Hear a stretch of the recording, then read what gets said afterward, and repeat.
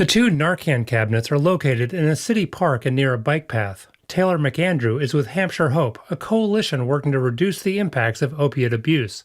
It's run out of the Northampton Health Department.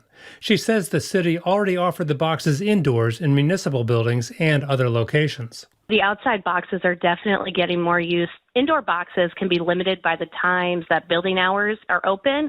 And so the outdoor boxes provide, a very low or no barrier avenue to grabbing the Narcan. So I would say much more popular. McAndrew says an indoor box, which holds 8 Narcan doses, needs to be refilled once or twice a month, while the box in the park, which holds 18, needs restocking 3 times per month. For the New England News Collaborative, I'm Alden Bourne.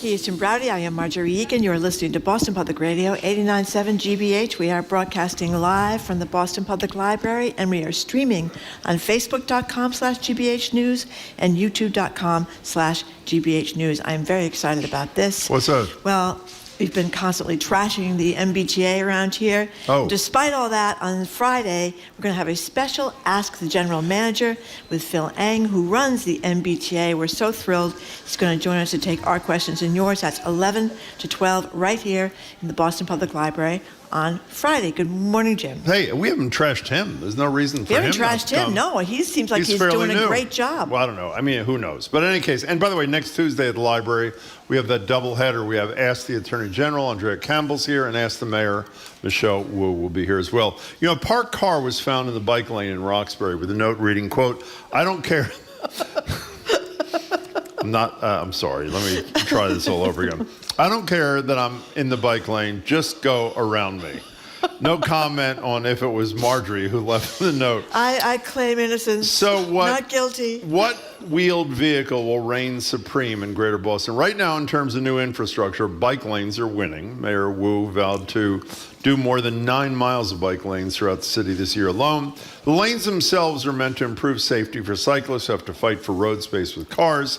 Cyclist deaths in the city have dropped in recent years, even as the number of bike trips increased, according to Axios Boston. So it appears the lanes are working. But as a driver, the endless construction, new road patterns, stoplights, traffic backups, weird plastic barriers are making a lot of people unhappy. Is it really improving safety? I'd say the answer is yes. I can tell you how many bikes ran the red light, though, on the MIT bridge recently. The lines are open. Are you celebrating the spread of painted green lines across the metro area, or are you upset by all the new lines and signage and think bikes should stick to the spin studio? Or is there a middle ground on this issue? And I'm afraid, at least it appears so far, the answer is no. Number's 877-301-8090. By the way, it's not just Boston. We just had an election in Cambridge. People's Republic of Cambridge. Right. Apparently, the bikes are hanging by a spoke. Well, I wouldn't go. Ooh. I wouldn't go that far.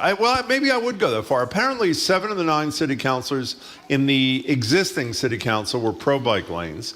It's now 5-4, and one of the 5 refused to sign some statement from the Bike Safety Committee, which suggests that she could go either way. So that's an issue. And by the way, I feel guilty bringing this up when Stacey Thompson's not here from Livable Streets, because almost every complaint I have about bike lanes, she throws right back in my face and often has a pretty good point. But I can tell you in the last week, and you know which one of these is, a restaurant that's one of my favorites, I spoke to the owner, you did too, is losing a huge amount of business, including mine, by the way, the night before we were there, for takeout because you can't park. The woman who owns the cleaning establishment where I take dry cleaning tells me she's losing a ton of business because you really can't park. And I know, don't even bother with the text thing. I know I made a huge mistake a couple of years ago when I whined about not being able to park at Flower near MIT, so I couldn't pick up my own birthday cake. I regret that. I should have never told that story. But the reality is it's a problem for small businesses. And it seems to me something's got to be done that tries more to accommodate the concerns of both sides. What do you think about this? Well, I think there's a bigger picture here. And the bigger picture is that we all realize we get a problem with climate change. We all realize that bikes would take away some of the traffic and take away some of the pollution, et cetera. People don't want to sacrifice to make those climate change accommodations. Well, I think some sacrifice is totally reasonable should be demanded. If you are elderly or you are otherwise have difficulty walking or you're in a wheelchair, you're somehow disabled, it's a hassle. But in general, this is a very small sacrifice. You're going to walk a block to get your dry cleaning. Isn't that horrible? Well, tell that to the dry cleaner that's losing 25% of her business. I'm not blaming the dry cleaner. I'm saying this is how we are. We don't want to make these kind of sacrifices, and I should talk because everybody keeps reminding me I should be taking the T every day to the library. Plus, you drive in the damn bus lane. You shouldn't even be participating in this conversation. Because when there are no buses, in your rear view mirror ahead of you, believe me, Jim, I'm not the only one going down Huntington Avenue. I don't think the issue is other people. I think the issue is you, Marjorie. But the point is, we don't like change. I mean, they're hysterical over there in West Roxbury about Center Street, and well, it's been going on a long time, It's been going on a long time. They had protests this summer. It wasn't a big protest, but they had one over there in the People's Republic of Cambridge, where you think they'd be leading the charge on the climate change front. It appears that the councilors who didn't want bike lanes did pretty well in the elections. They did quite well. In fact, one of the leaders of the opposition was elected as the ninth candidate. What does that tell you? Tells you there's concern, legitimate concern. Absolutely concern. So incidentally, by the way, there is this Reddit post that I opened with this thing about the guy parking, or guy or woman, I don't know, parking in the bike lane in Roxbury. There's some great posts. This is the best. Steal the wheels from the passenger side and add a note that says, "No worries, you're a bike now. Welcome to the lane." That's right. So that's right. There's some other good ones. How about the other one? The person that was saying, "Ride around me. I'm in the bike lane. Too bad. Tough." Wait, that's the driver. That's the driver. Well, this is a reply to the driver of that car. It says the person someone should steal their windshield wipers so they can't leave notes on the windshield anymore. It's heated. And somebody else said, "Rent a blue bike and crash into this car." So there was a lot of hostility toward the car, but there's also a lot of hostility toward the bicyclist too, as we all know. We've talked about this a million times. So what we're trying to do is I guess it's our quarterly, I don't know, every once in a while we do a check-in on how things are going. Where's the balance? Are you happy with the progress? Generally, the progress or the movement is in the direction of more protected bike lanes. And by the way, I know I speak for Marjorie. If you're going to build bike lanes, they have to be the segregated, protected bike lanes, or there's no point in doing it to begin with. And I think I can honestly say I am good with and in favor of more bike lanes. I just think there has to be a more careful, more deliberate approach to this that doesn't do damage to particularly small businesses, but also people who patronize them. Why? One quick aside. On the Reddit comments, one person pointed out that they wanted to know if anyone had been looking, in addition to the bike lane contretemps, if they'd been looking at the person who filing the reports on 311, that's the app you call for problems in Boston, seeing the person posting all the AI-generated images of goats. Now, what is that? I don't even know what that is. I read that. What does that mean? Well, there was a goat posted that was supposedly roaming Brimmer and Chestnut Streets over on Beacon Hill. And it's it an looks AI like thing? It looks like a pretty real goat, and I guess the city workers had to check it out. So they have a fake-looking goat on Beacon Street down near Boston Common, and they had another one over in Dorchester. Wait, it's either, you said a pretty real look, it's either real or it's not real. Well, I don't know. Does that look like a real goat to you? I don't know. It looks pretty real to me. Well, you read the article. I didn't. Is it real or not? It caused an uproar, Jim. Is there a real goat or is not? It is not a real goat. Okay, apparently, it's an AI, generated image, but people were very concerned about this. You know what we need? What? Goat lanes. That's another, I think we need goat lanes. And it's something that we, I don't know. But you can just see how this is going to happen. It'll be goats, next it'll be rhinos, it'll be dinosaurs, AI dinosaurs, sighted all over the city of Boston. 877-301-89. Oh, I just want to make one other announcement, by the way. Our team every year goes to Ryan Landry's Christmas play, and we're going this Friday, our whole team. who came over to us today and gave a sterling review. Sterling review. To Ryan, say it's the best he's ever seen of Ryan Landry, the Gold Dust David Orphans. Leonard, who runs the library. President of the library. Said he was, and I have a good friend who went and saw it the other night, too. She said it was a riot. Oh, great. Yeah. So get your tickets, by the way. And Marjorie and I are sort of featured, at least our voices are. Ryan Landry and the Gold Dust Orphans, and it's brown. Was it brown paper bag? Just Google it and get your tickets. It's always great. 877-301-8970. Let's go to Chris in Cambridge. Welcome, Chris. How are you? Hey, doing well. How are you guys? We're good. Thank you for calling. What's up? Yeah, so I'm from the Cambridge Bike Safety Group. And I am great. Excited. Go ahead. Yeah. So I want to point out a couple of things. One is that, first of all, there's sort of this question about deliberative. Sorry, there's an echo from from the background. But okay. yeah, there's this question about what is a deliberative timeline and how do we do this stuff more carefully. And I wanted to point out that in Cambridge, this is a really long process. In 2004 was the first bike lane put into Cambridge, and then a whole bunch came after that over a series of years. Then there was this bike plan that was developed in 2015 and 2020. The cycling safety ordinance that's building out the bike lanes in Cambridge is a 7-year plan plus whatever time is needed for the actual construction of the project. And it has a lot of flexibility built into it. So I don't understand kind of why it feels like, oh, this is too fast for us. Well, by the way, you don't have to be polite, by the way. I'm the one who's complaining, and I live in Cambridge, so you're talking about me. But can I ask you a question? I've read about the Cambridge Safety Bike Group, but and I know safety should be number one, and I celebrate that. Do you guys, when you're taking your positions, do you discuss what the impact of additional bike lanes are on small businesses, for example, or is that outside your bailiwick? Well, I think I would say both ways. Of course, I support my small businesses just as much as anyone, and more than like my neighbors, because I use a bike. I don't have a car, so almost all the time I have to stay much closer to home. But I ate 2 meals on Cambridge Street and a meal on Broadway yesterday. So it's not like enough. I'm not doing my job eating. He's eating his way around town. Chris, I'm glad you're doing your job eating. I'm doing it despite my concerns as well. One quick question. Are you worried about losing the city council on this? Or are you confident that you have the votes to keep this thing moving in the direction it's been moving? Oh, I'm super confident, and I think it's because this is actually the right thing to do. If you think about this 10 years from now, there are absolutely going to be bike lanes on Cambridge Street and on Mass Ave, and I'm part of the working group on Mass Ave, for example, where there's a lot of density north of Harvard Square between Harvard and Porter. There's going to be parking on both sides of the street because there's enough flexibility to provide it. That's great. So it's another situation like West Roxbury. I just want to just mention one other thing. Quickly. WGBH has this great series of videos where they post old streets, and they just video for 5 minutes of an old street. And when you look at what the situation was in the 80s even, just the amount of danger that was on the streets, the lack of traffic signs and signals, this is just part of an evolution of making sure that people get around more safely. And it's a really, it's a long arc because we really opened up the roads just for car convenience. And now this is all about making bikes get around as safely as efficiently. Yeah. Chris, you're a fabulous advocate for your position, by the way. Thank you for starting off the conversation.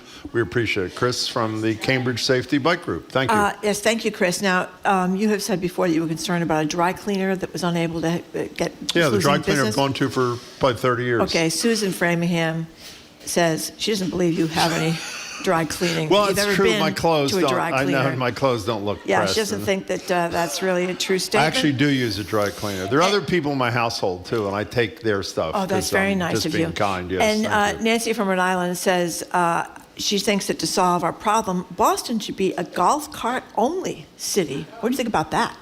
Golf cart? Golf carts. No, I think that'd be it's an excellent idea. By the way, Be a the little place chilly where I in the agree with wintertime. the first caller, I mean, ultimately, we're going to get there. I hope we do get to the place. What did I say the other day when I read that statistic about Amsterdam? It's like 80% of the people who commute by bicycle. Hopefully we get there at some point. I'm just saying, and Chris disagrees with me, and he knows more than I do. He says it's been very deliberate in Cambridge, and I trust that he's being honest. I don't see it that way. And I think a decent number of people don't see it that way, both in Boston, Cambridge, and some other communities. We have an obesity problem in the United States. Yeah. Think how much better shape we'd all been if we were wearing spandex and biking to work every day. How Jim. many people do you want to see in spandex? Well, I think if enough You know people what I mean? ride bikes, the situation will continue How much to would you like improve. to see me in spandex? Well, I rest my case. Dan from West Roxbury. What do you think, Dan? Hey, Dan. Hi. Hi. Can you hear me? Yes. So I live in West Roxbury, next to Center Street, where the big controversy over the Oh. Yes. is happening, and they just finished doing it. And my comment: the bike lanes are there, but my comment is it's very hard. The bike lanes, the signature painting on the road, it's still not clear. Like, what is the bike lane? Is it just a box? Is it a place where no one's supposed to drive? The actual signage on the streets is kind of inexplicable. And in general, I feel like that's a problem for drivers. Everywhere in the area is the markings on the street are inconsistent and hard to see. Hey, Dan, it's not just bike lanes. I have to say, we had the discussion with the governor and the mayor, maybe on the same day, about whether or not you're ever allowed to drive in a bike lane like Marjorie does. I'm not a bike lane, a bus lane. Can you make a turn from a bus lane? And I'm not clear. So not only is signage an issue, I think what the rules are, even if you have the signage, are an issue. So I think I'm with you with that. Dan, thanks for the call. By the way, the thing the first caller mentioned, which I was not even aware of, that video of Boston and Cambridge then and now, which sounds great. You go to the GBH Archives Twitter account. Yeah, that does and they sound regularly great. post that. I wasn't aware of it, but it sounds terrific. 877-301-8978. Adam from New Hampshire says his company was hired to fill the Jersey barriers in Jamaica Plain. He personally hung off the side of the truck with a water hose, but residents were drilling holes in the thing so the water would come out? to drain the water and moving them around. It was hilarious, he said. You know what I learned? I'm sorry. Well, he also has keep in mind, between cyclists and drivers, only one person has insurance in this situation, so something happens where the cyclist is clearly in the wrong. I guess that would I don't even know what he's talking about. He's talking about insurance. You're not insured. You know what I learned also the other day, and I don't know if I'm right, but I'll say it anyway. I was driving down where Cambridge Street becomes Tremont, and there's a fire truck, and there's always, the street is so jammed, nobody's moving. There's a fire truck behind us, and I'm worried, how's it ever going to get to the fire? Do you know what it did? What? It went down the bike lane.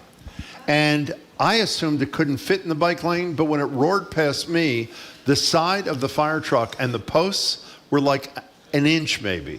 So don't you think that maybe they constructed the width of the bike lane to accommodate emergency vehicles, as they say?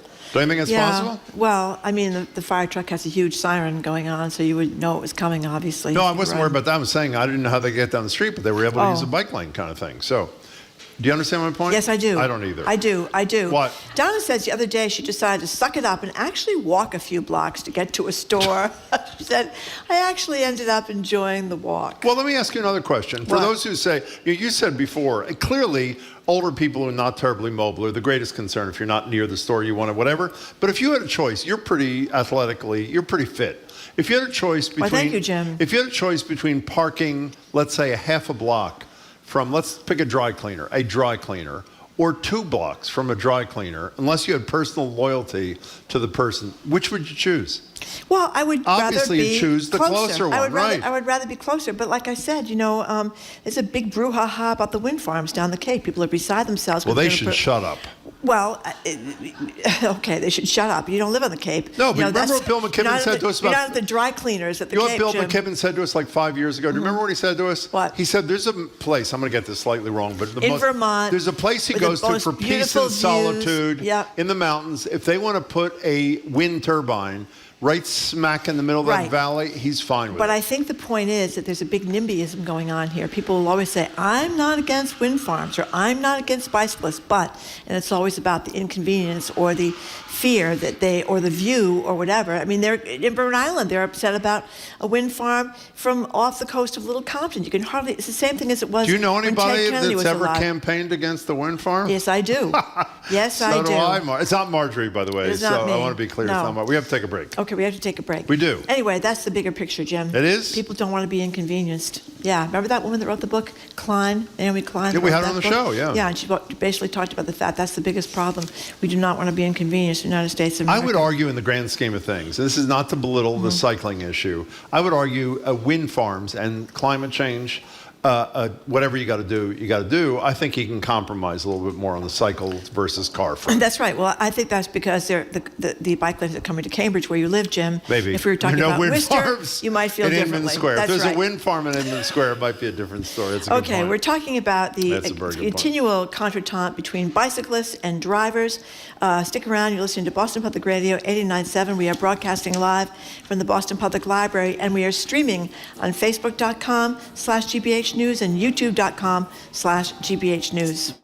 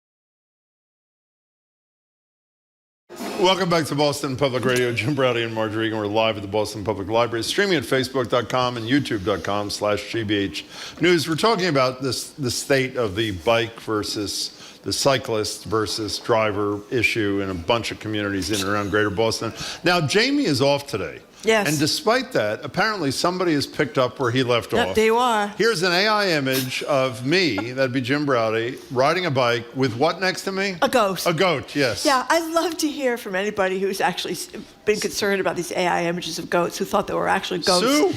Sue O'Connell's here at noon. Was she beside herself about the Well, goats? if she's doing the coyote thing, I'm sure she's doing the goat thing too. Now, we do have a West Roxbury resident who just texted to say, I am one of the people in West Roxbury hysterical about the changes on Good, Center let's hear Street. it. I don't necessarily begrudge the bike lane. My problem is this whole redesign was touted as being for pedestrians, making pedestrians safer. So far, one pedestrian has already been hit. I do not know that myself, but that's what the texter claims. And this texter feels the change is all led by the bike lane proponents and is disingenuous. You know, even though I say there are two sides to this issue, can I just make a quick comment? I'm Yes, watching Jim. CNN as you're speaking. President Zelensky's about to speak to the Senate about Ukraine funding.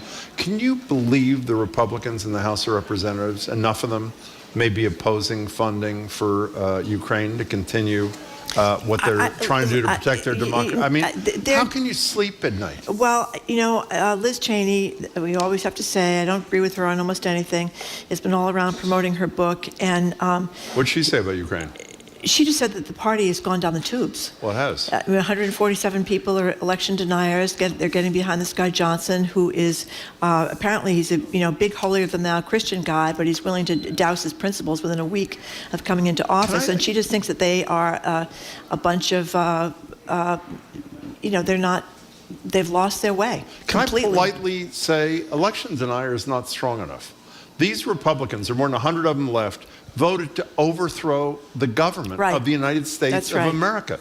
They refused to certify the the electoral votes of Joe Biden, who won the damn election. Back to cyclists. Much more important. What's Anyone that? who thought the AI images of the goats were real, I'd love to hear from them. 877-301-8970. Where do you want to go? Giovanni is calling from Boston. Hey, Giovanni.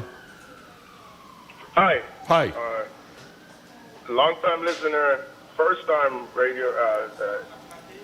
Caller. So happy that you guys talking about. Good. Yeah, Glad you called. What's up? So happy that you guys. I work here in Roxbury at Casa Esperanza. Oh. And you know the area where they did that new bike lane close to the South Bay Shopping Center. Yes. The street is already cramped, and I was going out on the side, one of those side roads, and one of the cyclists hit my car as the light turned green, and I'm going, and he just came, boom, took off my license plate, everything. I thought I hit him, but in fact it was the other way around. Was everybody okay? I think other than your car? Everybody was okay. I got off, I checked him, and he was like, you got to check when you're going. I'm like, I have green light. You were supposed to stop. But there's no stop sign for the bicycles. I don't know, they got to rethink this infrastructure again. Because if the light turned green for us and green for them too, somebody's going to get hurt. Well, Giovanni, I don't know about green and green, but one place, you're mentioning one of my pet issues that I've raised repeatedly. The law says that cyclists are subject to the exact same rules of the road that cars are. And I've had this discussion with someone I really respect a lot, Stacey Thompson, Liverpool Streets a lot. I can't tell you how often in Cambridge I see cyclists running the red light, which is not only wildly dangerous for them, but also dangerous for a driver of a car. So I'm with you. The rules have to be equally applied, and I'm glad there was no human damage there. Giovanni, excellent first call. Call us again, please, and thanks for listening. We appreciate it. 877-301-8970. I've told the story before, but talking about Giovanni mentioned the bike in his car. Remember when I was driving in Harvard Square many years ago at the old radio station? And there was a cyclist demonstration in Harvard Square. I was a little upset about it. And I was doubly upset when one of the cyclist protesters drove into my car. Do you remember that? And I came to work the next day and complained to our producer, who at that time was Matt Shearer, who is now one of the stars of BZ Radio and is winning all these awards. And do you remember what Matt told me? He's a biker. He rides bikes. Nope. It was his sister who did it. That's right. It was his sister. It was his sister, yeah. Did she know who you were, Jim? Apparently she did. You're the guy who works with my brother. Maybe that's what it was about as opposed to... Maybe it was. John on the North Shore, you're on Boston Public Radio. We're talking about cyclists and drivers. Hey, John. Good morning, Jim and Marjorie. Great to be with you. Thanks. Wonderful to have you. What's calling. up? This may be highly anecdotal, but my wife and I were in Boston this past summer on a beautiful sunny Sunday afternoon. Yep. Driving around literally for maybe 2 hours trying to find a parking space.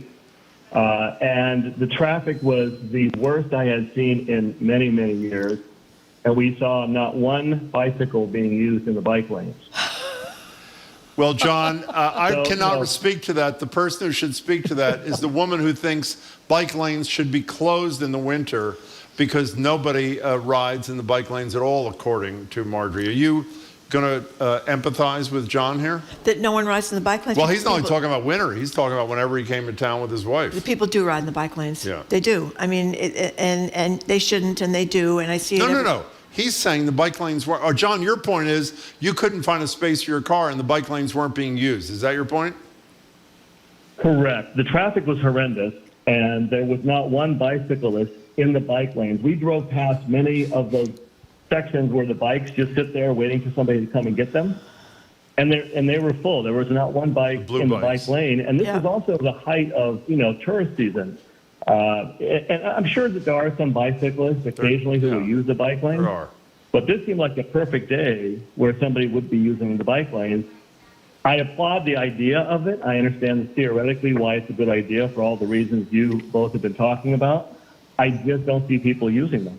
Well, I guess first of all, I've seen him using them, and I have some issues, but I've seen him using them. I see a lot of bikes. But I think, John, what someone like Mayor Wu or the guy from the Cambridge Safety Bike Group would say, it's a growing thing. There'll be some now, there'll be more and more, and hopefully get to the point where a significant percentage of the population is using bikes, which I hope we get to too, rather than vehicles. John, thank you, though, for the call. I've had similar frustrations around parking. And the answer to that, people would say to John and me, then don't drive into Boston. By the Take way, T. there are tons of bikes I see every day driving down Beacon Street and Commonwealth Avenue to get here on Tuesdays and Fridays. It's the best bike lane arrangement I've seen. The Why? bike lane is on the left-hand side of the road, so nobody's going to be opening their car door next to the bikes because they're on the left, and the traffic just goes by. There are 2 lanes of traffic, and the small bike lane that's on the left is a great But situation. they don't have physical barriers. They just have the poles. They don't there, have. don't They do not well, have. that's dangerous. Well, they do not have. Well, I think it's less dangerous than worrying about somebody opening a car door. Well, it is. If you're a bicyclist, and that can be, you can get really badly hurt. And by the way, Hannah, one of our staff members, says her boyfriend was pulled over last week for running a red light on his bicycle. Cambridge is giving out warnings, apparently. Well, So can there you go. please tell Hannah it was me who stopped her boyfriend making a citizen's arrest? By the way, I have occasionally seen at the corner of Washington and Beacon, they occasionally have a cop there who stops, and they do only give warnings, which is all they should do in the early phase. Now we have a new West Roxbury texter who wants to say that the We pedestrian... should say Hannah cycles to work almost every That's day. right. Shaming us both. She does. The pedestrian that was hit in West Roxbury, according to this texter, was hit by a car who went around another car who'd stopped to let someone cross in a crosswalk. So it was not because of a bike lane, according to this texter. Nancy in New Bedford, what do you think? Hi, first-time caller. Love that. I ride my bike to work in New Bedford, and we have the worst lanes. Nothing for bikes. It's really terrible. And I hope that Boston sets a standard for us. But I just wanted to say that people in other countries, they don't wear spandex. They wear high heels and Armani suits and ride to work.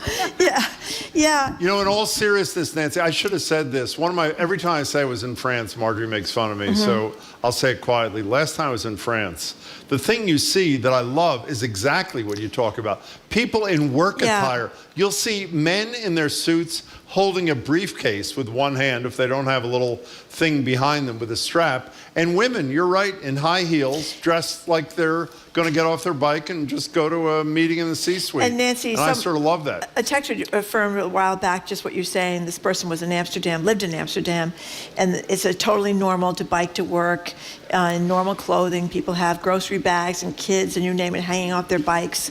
But they are an amazing infrastructure that facilitates bike lanes, and Boston has a long way to go. Nancy, don't go away. How nervous are you cycling around New Bedford without segregated lanes? I get very nervous. I'm right next to the cars all the time. I'm a very good city driver. I grew up in New York, so I've been riding my bike in the city forever. But it's very scary not having good bike lanes. And John, we've talked about your mayor, who's a pretty well-respected guy. Why isn't the administration doing something down there? I just don't think we have enough people screaming about it. I see. I'm one of the few people that probably rides to work. I see.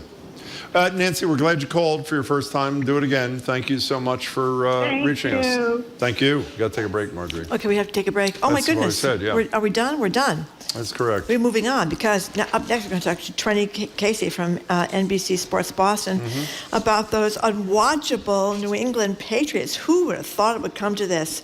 Trenny Casey up next. You're listening to Boston Public Radio, 89.7 GBH, broadcasting live from the Boston Public Library and streaming on Facebook.com/GBH News and YouTube.com/GBH News.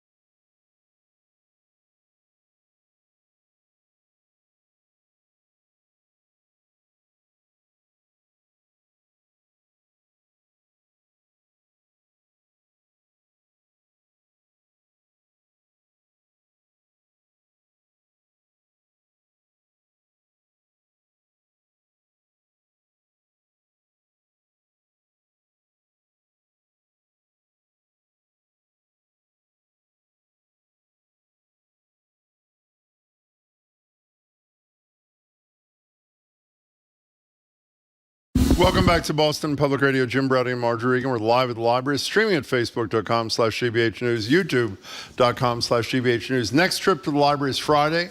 Phil Lang, GM of the T, will join us, take your calls for an hour.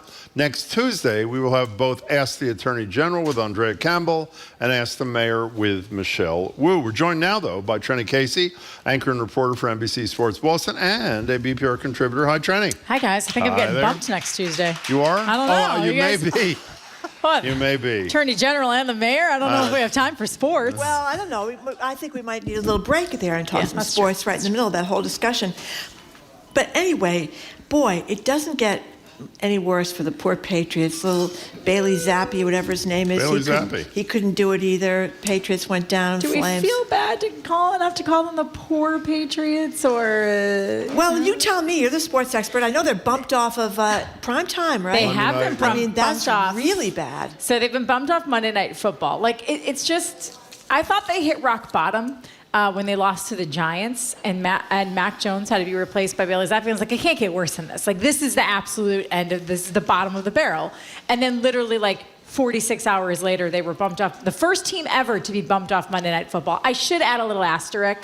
This is the first year that the NFL agreed to what they call flex games off of Monday night. Usually they've avoided this just because of, like, say you're a fan and you bought tickets to a Monday night game and you're going to fly in Sunday afternoon. Well, now you're not going to get to see the game at all because the game is now Sunday afternoon at 1 o'clock. Yeah, that happened, right? Somebody tweeted about that. Somebody tweeted about, I'm always like, if it's not true, but it does illustrate, I do think, like, one of the issues that could happen. Like, if you last year, we flew to Green Bay to watch the Packers Patriots, and a 4 or 3:25 start there. Like, what if they would have moved it to a Monday? We were supposed to fly home. Like, there are logistical issues when you flex games for fans who have attended. But that's how bad it's gotten. And at first, I was like, man, the Crafts must be so mad about this. To get flexed off Monday night, you are playing the Kansas City Chiefs with Patrick Mahomes and Travis Kelce and obviously Taylor Swift. Everyone assumed Taylor would be at the game because she has her compound in Watch Hill, Rhode Island. That's she right. could easily helicopter in. Right around Christmas time. It was supposed to be December 18th, so you could roll right into the Christmas week. She went to Green Bay the other day. She's obviously... She sure did, Jim. The game against the Green Bay Packers at Lambeau Field is big enough for her to go to. It's a Midwest girl right here. What do you think? Are they getting married or what? I kind of think they might, Marjorie. This could be the one. I knew when I listened to Midnights that it was a breakup album, and people fought me on it. I was like, no, listen to the lyrics. It's a breakup album. And I feel this in my bones that she might marry Travis Kelce, and they might have a cute little Travis Kelce Taylor baby. Okay. Exactly. I don't care about the flexing. I also don't care about Travis Kelce. No, I think well, you should. Good genes there. Very good genes. Can I tell you great what I do athlete, care about? Great performer. It has taken 20-some years for the tables to be turned on the arrogant, condescending Bill Belichick, who treats reporters like crap. No, Did you watch? But the Did you watch on reporters Sunday? are now totally armed for bear. Now they're clapping back. But did you see what happened on Sunday? When he walked out. When he walked out, the Stacey James, who's the PR guy, says, Bill said, any more questions? And Stacey said one more, and he goes, all right, we're done. And he walked out. Like, he doesn't even care that there's one more. And he's not making, he's not taking, what I think what's bothering people is he's asking his guys to look in the mirror and, what are we doing and how are we handling ourselves? How about taking some personal responsibility, standing up there and saying, listen, we are in this situation because of me, and I know that. We have whiffed on draft picks. We aren't getting our team ready. The guys I put on this team aren't fit for the system that we're running. This is my mistake. All of those things. And we would say, wow.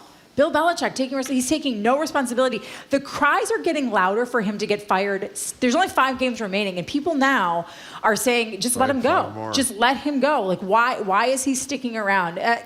Robert Kraft likes to use this term, elegant solution.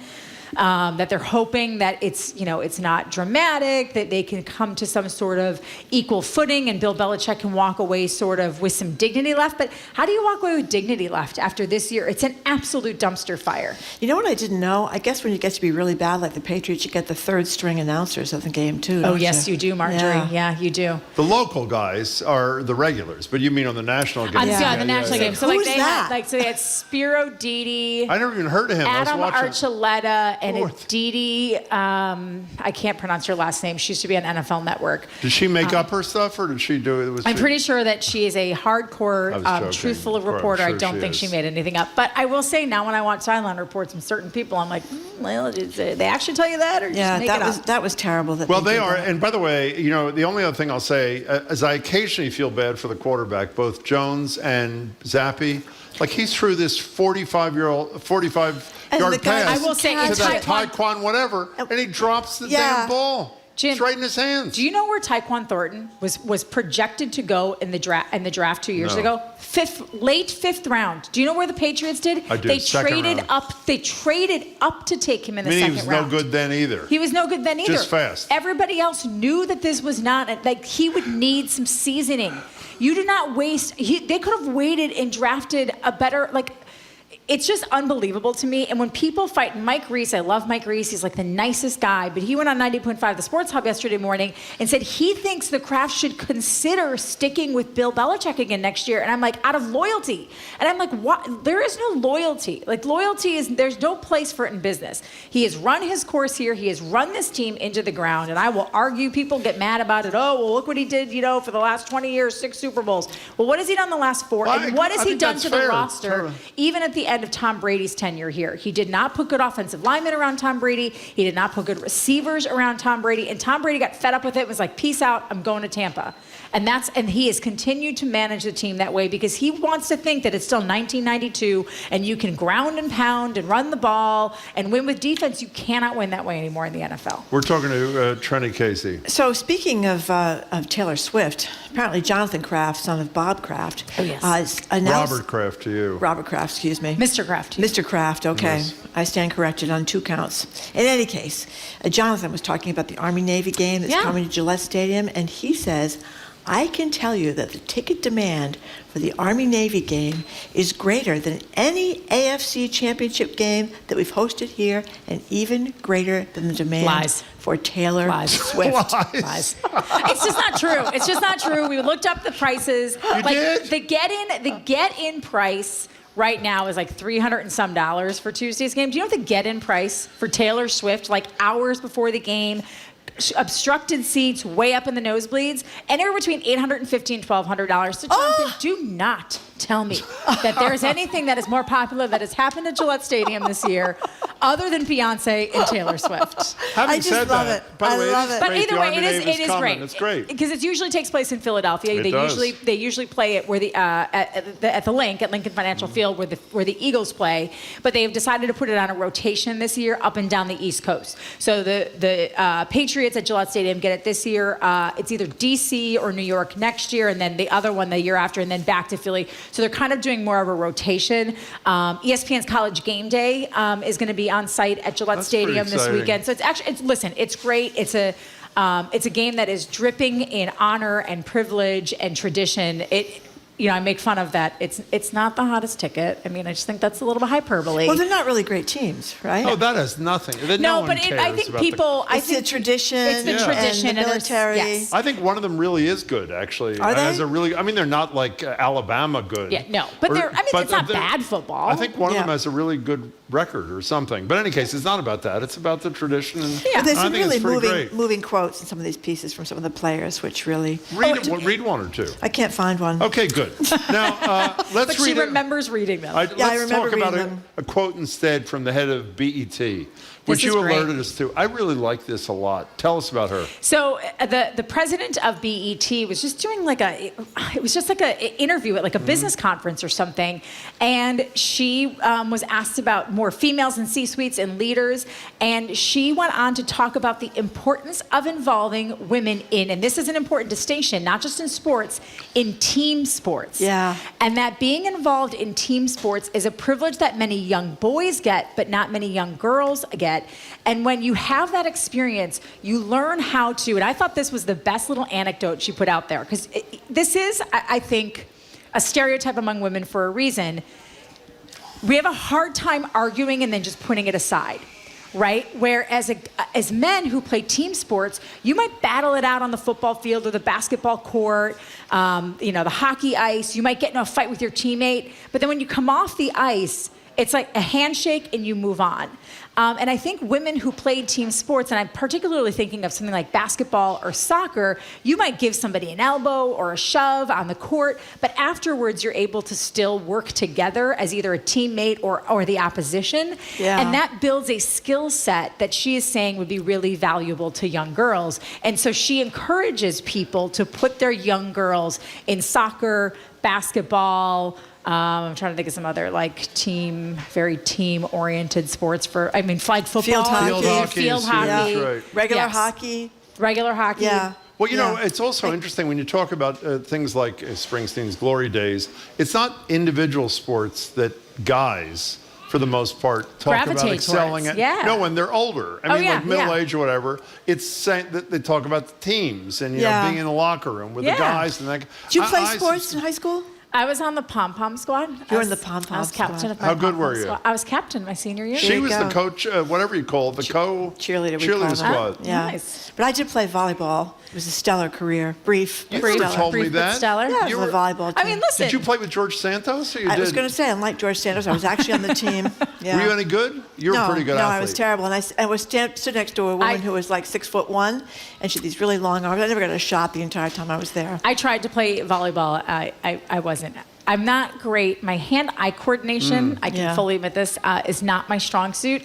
Sort of like the Patriots receivers, Yes, same thing. I'm much better at. I more excel at. I do wish I would have tried to play soccer because I think I've always had like the endurance. I didn't even have soccer. when I was in But high it school for overlapped. girls. But it overlapped with palms. That's right. So I didn't. And you had to go, well, especially out where you live in Wisconsin, the pom team must have been in high demand. You must have been a big girl on campus. Oh, I mean, you know, we did parades, we did car washes Absolutely. to raise money. Car washes must have been fabulous. Oh my God. I think back, I know this is really off tangent, but like I think back to the fact that like our parents were like, yeah, go stand in a Hardee's parking lot in a bathing suit top and cut off jean shorts and offer to wash this creeper's car for $20 so that we don't have to pay as much for you to go to pom-pom camp. Like now I think about it and I'm like, that was dangerous. Yeah. That is yeah. really fun. Honestly, we'd be like this. I know if you're only one seeing this, you watch on YouTube. Yeah. We'd be like, hi. Oh We'd my like stand with God. signs. Those scenes you see in the movies God. of those girls It's washing amazing. the cars. Yeah, they're It's amazing we didn't all end up on forensic files. Okay, so can we go from pom-poms to a really serious topic? Yes. This whole thing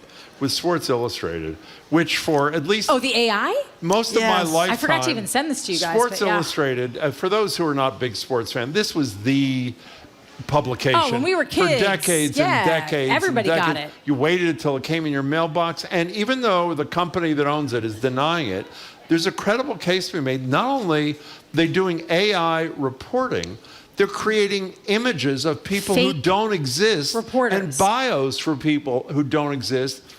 Now they're all taken down, pretending that they were real reporters. It's unbelievable. It's also terrifying, right? Like this is already, media is already twofold. Media is already an industry where there's a lack of trust, right? We talked about this with the sideline reporter story from a couple of weeks ago. You know, everybody thinks it's fake news and it's not real. And now you're using AI to aggregate and then present it, not as an aggregation story, but as a reported story from a fake person. But two, if I work, which I do work in the industry, and especially, you know, the online print media, those jobs have been shrinking and shrinking and shrinking. And what this says to me is SI is trying to quietly kind of poke around and see how many more reporters can we lay off and just type in something to, you know, I don't know if they're using ChatGPT, but, you know, whatever your AI generator is, and use this instead of paying living human bodies. And I know that there's a lot of industries that this is you know, a concern for, but it's also just the credibility. Like you cannot always replace real people. Well, you know, let me just say, one, I wouldn't have liked it, but if they had been honest and said this is AI-generated But they tried to aggregation, fool they're lying consumers. to their readers with pictures and bios of people who don't exist. And again, in the spirit of fairness, which we shouldn't have to apply here, the owners are cooking the books and saying they never did this. And as Marjorie said to me this morning, or Zoe said to me this morning, if they didn't do it, why'd they pull it all down? Exactly. If there's nothing to be concerned about, and that Or is why a don't they wonderful have point. why don't they have an excuse for how it happened? Saying, hey, you know, people do this all the time. Well, my Twitter account was hacked. It's not as though they were hacked or they found out that an employee did this as a joke and it somehow made it to print. Like, this to me sounds like a very sly, covert way for upper management who is crunching numbers to try and figure out how can we cut numbers even more by putting fake people out there. There was a great story that you sent us about one of the greatest golfers, maybe the greatest golfer, one of the two greatest who ever lived, Tiger Woods. And the beginning of the story. From The Athletic, by the way, where they are not doing AI writers. They're part of the New York Times. Well, they fired all the sports writers at the New York Times to hire. Well, they didn't fire them. They reassigned them. Oh, they did? Yes, they were reassigned. Okay. My apologies. Well, the Athletic is really good. It is great.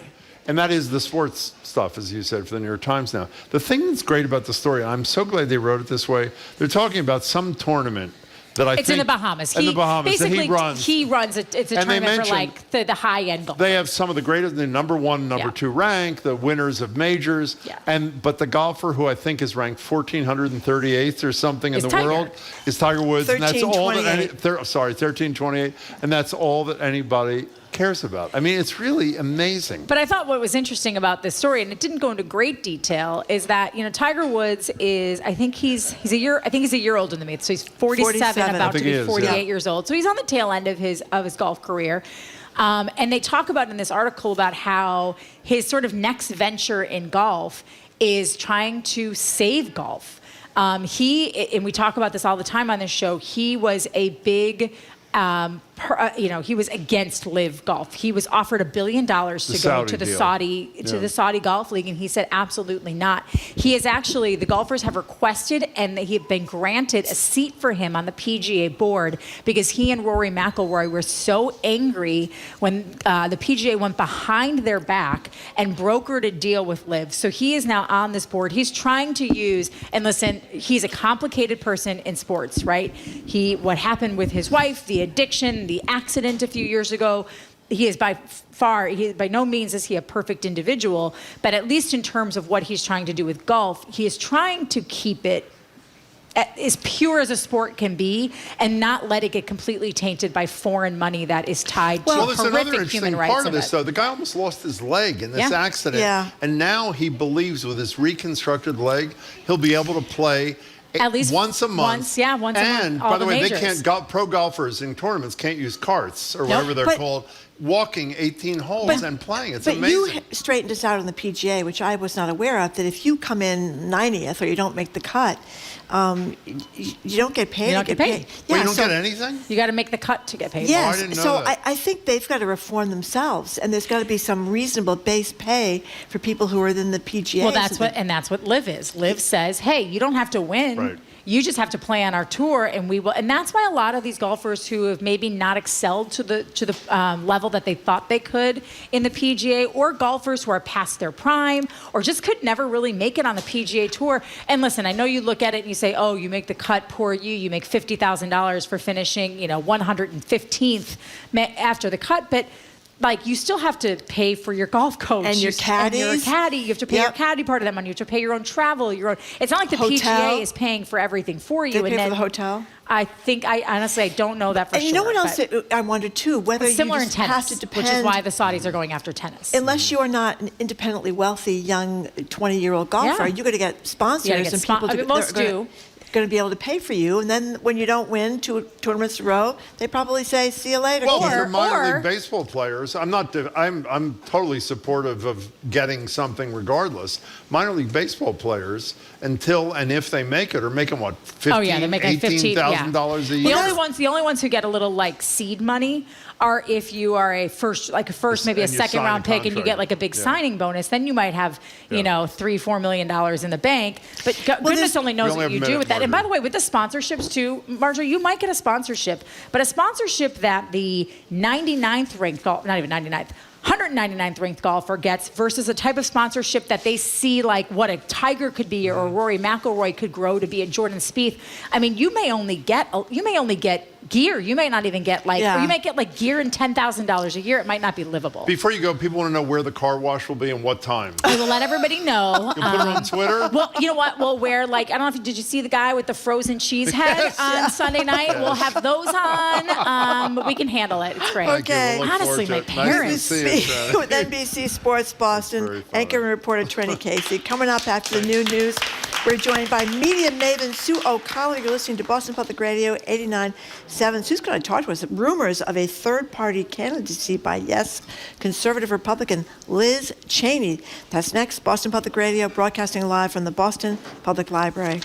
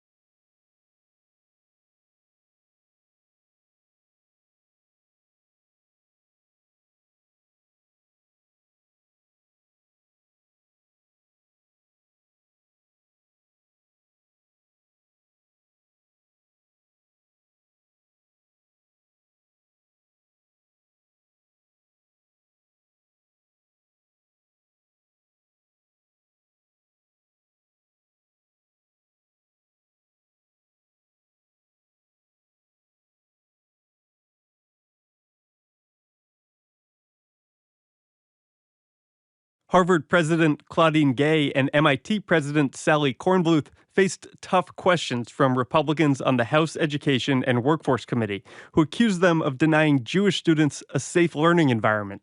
In her testimony, Gay pushed back on the idea that Harvard hasn't done enough. Harvard must model what it means to preserve free expression while combating prejudice and preserving the security of our community. We are undertaking that hard, long-term work with the attention and intensity it requires. Last week, the U.S. Department of Education launched a civil rights investigation into Harvard following allegations of antisemitism and Islamophobia on campus. Kirk Carapeza, GBH News, 89.7.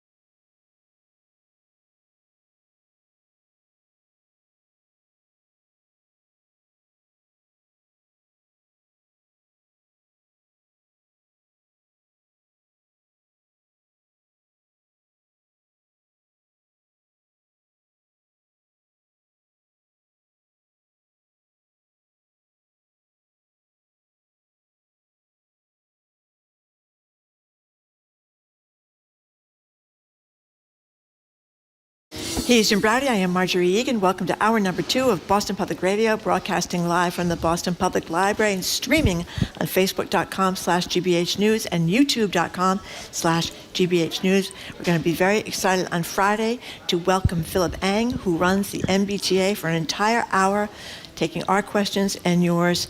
And we're going to have the mayor in a week from today. Yeah, the mayor's, Michelle was going to be here a week from today, as well as the attorney general. For an Ask Thee kind of thing. Big lineup, Jim. Big By the lineup. way, a number of you are asking, yesterday we spent 25 wonderful minutes with James Taylor. You're asking when is it going to be posted? We'll know in a few minutes. And it was also videoed, so by our colleague Howard Powell. And in a second, I'll tell you what the deal is. I'm not giving the number because we're actually talking to a human being. That human being... Or maybe I'm AI. Would be media maven Sue O'Connell, co-publisher of Bay Windows and the South End News, co-host of NBC 10 Boston's At Issue every Sunday at 11:30, following Meet the Press. Hello there, Sue. Good day to you. Thank you. Thank you, Zoe. Thank you. What did you see? It is up. By the way, James Taylor interview is up on YouTube and the GBH News website, and he was spectacular yesterday. Yes, if you didn't hear it, I'd check it out. Absolutely. So, Sue O'Connell, Egan. we always preface, or at least I do, by saying I'm not in agreement with Liz Cheney's politics and a whole bunch of issues. However, she's one of the few Republicans that was willing to lose her job for her principles. She's got a new book coming out. I've seen her on all over TV the last few days. She's an extremely impressive woman, and there are rumors that she is contemplating a third-party run for president. What do you think? Well, the third-party run, regardless of what your political affiliation, beliefs, or morals are, is a very dangerous thing to do, especially if you are a Liz Cheney who is, and I agree with you, I don't agree with her on very much, but I do agree with her that democracy is important, and our democracy is at risk. And very bold on your part, by the way. Yeah, thank you. I'm out there. I'm way out there on this idea. And Liz Cheney, of course, I agree with you as well, Marjorie, cost her job. And, this is a GOP royal family that is correct. of the Cheneys here. But she does have a book going out called Oath and Honor, and obviously she wants to get a lot of publicity for it. But I'm not really sure who she would be helping if she ran as a third party, right? So she clearly... Biden. She'd be helping Biden. I think so. I don't know about that. She's anti-climate stuff. I don't. She's not she's not on abortion. She's not good. She's much more conservative. Right, but when you get to the general election, you have people who are voting and not necessarily... Did I say she'd hurt Trump? What? You said she'd hurt... Did I say she'd hurt Biden? I didn't mean to say that. I meant to say she'd hurt Trump. You think she'd hurt? No, I think she would hurt Biden. I think you do? Absolutely think she would hurt Biden. And so the issue becomes, is she running to save democracy? Because she's the anti-Trump candidate. But look at where she stands on things. I know, but again, you get to a general election, and people are not necessarily doing the homework that you would hope they would do to Are vote. you kidding? No, You I'm act not. like This people is how sit Donald. down Wait a with a minute. pad People and voted paper. for Donald Trump. Listen, I was at an event. I'm calling it an event to protect the innocent last week. Yeah. And someone said to me, a very wealthy person who I've known for over 40 years. Who was it? Not saying, said to me, I was invited to Mar-a-Lago, but I'm not going to go because it's not funny anymore. Oh, okay? gosh. Who was it? So you have to buy me a drink, Jim, at least. So you have people voting for different. They're not voting because they care about the climate, or they're not voting because they care about choice. I think we have just learned that they're voting because they care about choice. Hopefully the majority of them will, Yeah. but that doesn't mean everyone will. So you've got a number of Democrats. Remember, here in Massachusetts, the biggest party is unenrolled, right? Who would they vote for? We don't know. So if you have Cheney out there, who is an adult, right? You can't argue she's a very smart, accomplished adult. Would they choose her over Joe Biden if they're not going to vote for Trump in the first place? Maybe you guys are right. I see it exactly the opposite. There's a lot of conservative Republicans who can't stand Donald Trump. Agreed. That are not in that MAGA group. That would be Agreed. much more likely to have an anti-climate, anti-choice. Where Why are aren't they they right now? supporting Where are they Nikki right Haley now? or Right. Ron DeSantis? There's nothing wrong with Nikki Haley if you're a regular Republican. Well, Why I aren't happen they to lined think up behind because her? I think Liz Cheney is a much more attractive candidate than Haley. But Right, but In if any we're case- on the precipice of a disaster and you're a Republican, why aren't you supporting Nikki Haley? Well, also this is a primary. That's not a general election Right. either. And by the way, let me just say, we all do the mandatory. We did it through all the hearings. Mm-hmm. We don't agree with her on the issues. We don't just not agree. She is horrible on almost every issue Right. except the Yes. Constitution. Yes. She is a total reactionary on almost everything. Yes. A rock-ribbed Republican, Well, that's as why they I think say. she would not hurt Biden. I think she'd hurt Trump. You and I have been having this debate for a decade Okay. or more. You think that when voters go into the voting booth, they're armed with the facts. They've done a colossal amount of research. Why did a majority of some subset of women vote for a guy May I who's point out- credibly accused of being a serial May I sexual point out harasser to you or abuser? that I kept saying the male commentators and male people who run everything are underestimating what this abortion, what the Roe. You were right about that. Marjorie, You're totally you're right about absolutely that. right. And we've seen that in 2 elections. You We've were seen to- Republican many women, elections. and that's right. We've seen people You're turn right around about and they're that. voting for one thing because that is very personal and intimate. 1 in 4 women have gotten abortions. So the idea that they're not going to know where people stand. That's based on how this on math. How many people are actually going to come out to vote? That's what it always comes out to. And I have stood. Last time I was in New Hampshire for the primary, I stood outside a voting booth and I kept asking people, "Who'd you vote for?" And they tell me, and I'd say, "How will a vote for Donald Trump help you?" And they'd say, "I don't know." Yeah. Okay, one last I thing. think Okay, guns let's get and off abortion. this. Guns and Okay, abortion. fine. But having said that, as the expression I was told yesterday I should never use again. Having said that, James Taylor. did either of you see John King on CNN last night doing his analysis of black voters in this country? Let me tell you what the analysis is. I may get the number off by 1 or 2 percentage points, and I know it's a year out. 93%, I think, of black voters voted for Joe Biden, and black women in particular were the most reliable vote. In an NBC and a Fox News poll, 69% of black voters support Joe Biden, and in a CNN poll, 73%, which is, I can do the math for you, a 25-point drop in the lower polls, which is beyond catastrophic. And I assume you might say, Marjorie, well, obviously, if voters do their work, black voters, maybe Joe Biden hasn't lived up to every promise he made to people of color. But if you don't vote for Joe Biden, even if you don't vote for Trump, you're helping to elect a guy who I think is credibly branded as a racist. Okay. So why are black voters Are you abandoning? going to ask Sue or are you going to ask No, I'm me? asking you. Well, I get paid either way. So go ahead.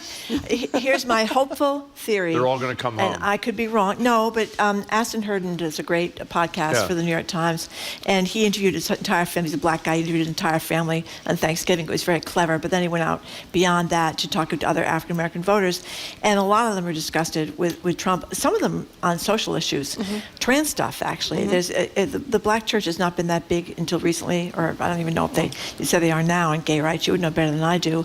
But it was some of the woke stuff they don't seem to like when they talked about the economy and so forth, and or don't like Biden. But then when it came to would you vote for Trump, Then there was a lot of backpedaling. That's my hope. I could be wrong. They don't have I to would vote also for say- Trump to sink Biden. If they Well, don't, they didn't sit say home. that. Well, they didn't say they're I going would to stay also home. say, Jim, that polls at this point are emotional reads rather than actual reads. What? But you know how No, what John does I know, he brilliantly? compares it to the compares prior to ones. the exact same time in but an election cycle. But last year, where the last cycle was a very different world with Trump and with COVID and all sorts of things. So it's sort of like asking someone what you want for dinner in 2 weeks. I know what I want for dinner in 2 weeks. I know you do.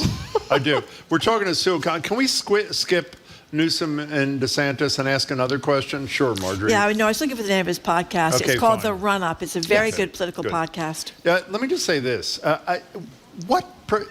Ramaswamy, Yes. let's play Republican Vivek for a second. Ramaswamy. There are 4 Republicans left in the debate tomorrow night. Chris Christie, who, to his credit, has finally turned on a guy whose umbrella he was holding not too long ago, Donald Trump. He has no chance. Ramaswamy was a star for about a day and a half. He has no chance. DeSantis, you can argue, who knows, maybe he can do a comeback, but unlikely. Yeah. What is in a politician? You've interviewed a million of them. We have too. If they really don't want Trump to be the nominee, it doesn't take a whatever to figure out you got to unite behind one candidate, even if it's really hard for you to do. Why are they all still running? Well, I mean, I think it varies based on the individual. I mean, we were just talking around the office around Jimmy Carter and Ted Kennedy and the primary challenge that Jimmy Carter had from Ted Kennedy. And you could look at that and say that Ted Kennedy's primary challenge is one of the factors that allowed Ronald Reagan to beat Jimmy Carter. So why did Ted Kennedy stay in the race? You know, and it's not just for the Democrats and people here in Massachusetts. That's almost every candidate. DeSantis, I think, is in the race right now to save face. He has to find a way to get out and not look like a complete Jeb Bush. Isn't it better not to lose a primary or a caucus? It depends on what they have inside that they're looking at or what his future is. And remember, a lot of people lose races and then go on to win, like Richard Nixon, for example. Losing is not the end of the world. How you lose is. Chris Christie, I think, is just in there to continue to throw punches. At some point, he'll get out. And the same with Vivek Ramaswamy. I think he is definitely looking for a podcast. We all know who he is now. We're all amused and entertained by him as long as he's not the president. And he wants to raise more money, I'm sure, for his next venture capitalist event. So that's what I think their motivations are. When they get out, no one wants to get spanked in Iowa or New Hampshire. And so we'll see what happens. It's better. Some people like getting spanked. Yeah, well, that's what I call it, Manch Vegas in Manchester. Manch Vegas, Manch really? Vegas, I did not know that. That's a whole nother episode. Really? I bet it is. So, I mean, we'll see when they get out. But When's I think your birthday? November 13th, Okay, the day so- Felix Unger was asked to leave the premises. Is that true? I'm sorry I missed that. Now, He was asked to leave the premises on November 13th. That's how The Odd Couple opens. Oh, that's sad. I did not know it was November 13th. So let's assume that George Santos had been expelled from Congress prior to November 13th, and I had borrowed $150 from Marjorie and bought you a Cameo, that's a company, a Cameo message, a birthday message for you, spoken, and a video too, a face and a voice of George Santos. How would you welcome, because that's what he's doing now. I would How have been you welcome delighted. that? You I would have been delighted. I finally, I know it's terrible that we have this public lawmaker, this public official who has stolen from people who donated to him and lied. But my goodness, isn't he a gift for the holiday season? I can't wait for his Bravo show. I can't wait for him to be a judge on RuPaul's Drag Race.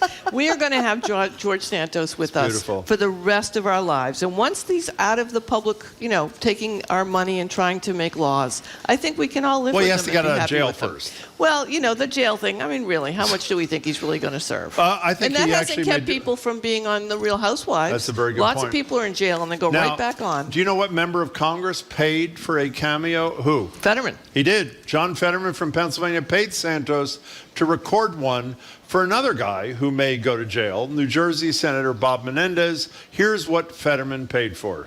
Hey, Bobby. Look, I don't think I need to tell you, but these people that want to make you get in trouble and want to kick you out and make you run away, you make them put up or shut up. You stand your ground, sir, and don't get bogged down by all the haters out there. Stay strong. Merry Christmas. By the way, that's George Santos. If you don't, Yeah, and he didn't know who he was talking to. No, is that true? I don't think that he was given because Fetterman just said read the script. Yeah, and I don't think he knew he was doing it for Fetterman's campaign. I By the didn't way, know the that. campaign for Buffet. I mean, it's brilliant. It's really such a delight to have George Santos now. And somebody on Twitter last week or a couple of weeks ago said you're making fun of Santos because he's a Republican, and that's not true at all. Totally he is not true. enormously entertaining, He and is. as long as He he's is. not hurting anyone by stealing their money. I mean, if you gave money to him, really, I mean, I hate to blame the victim, but come on.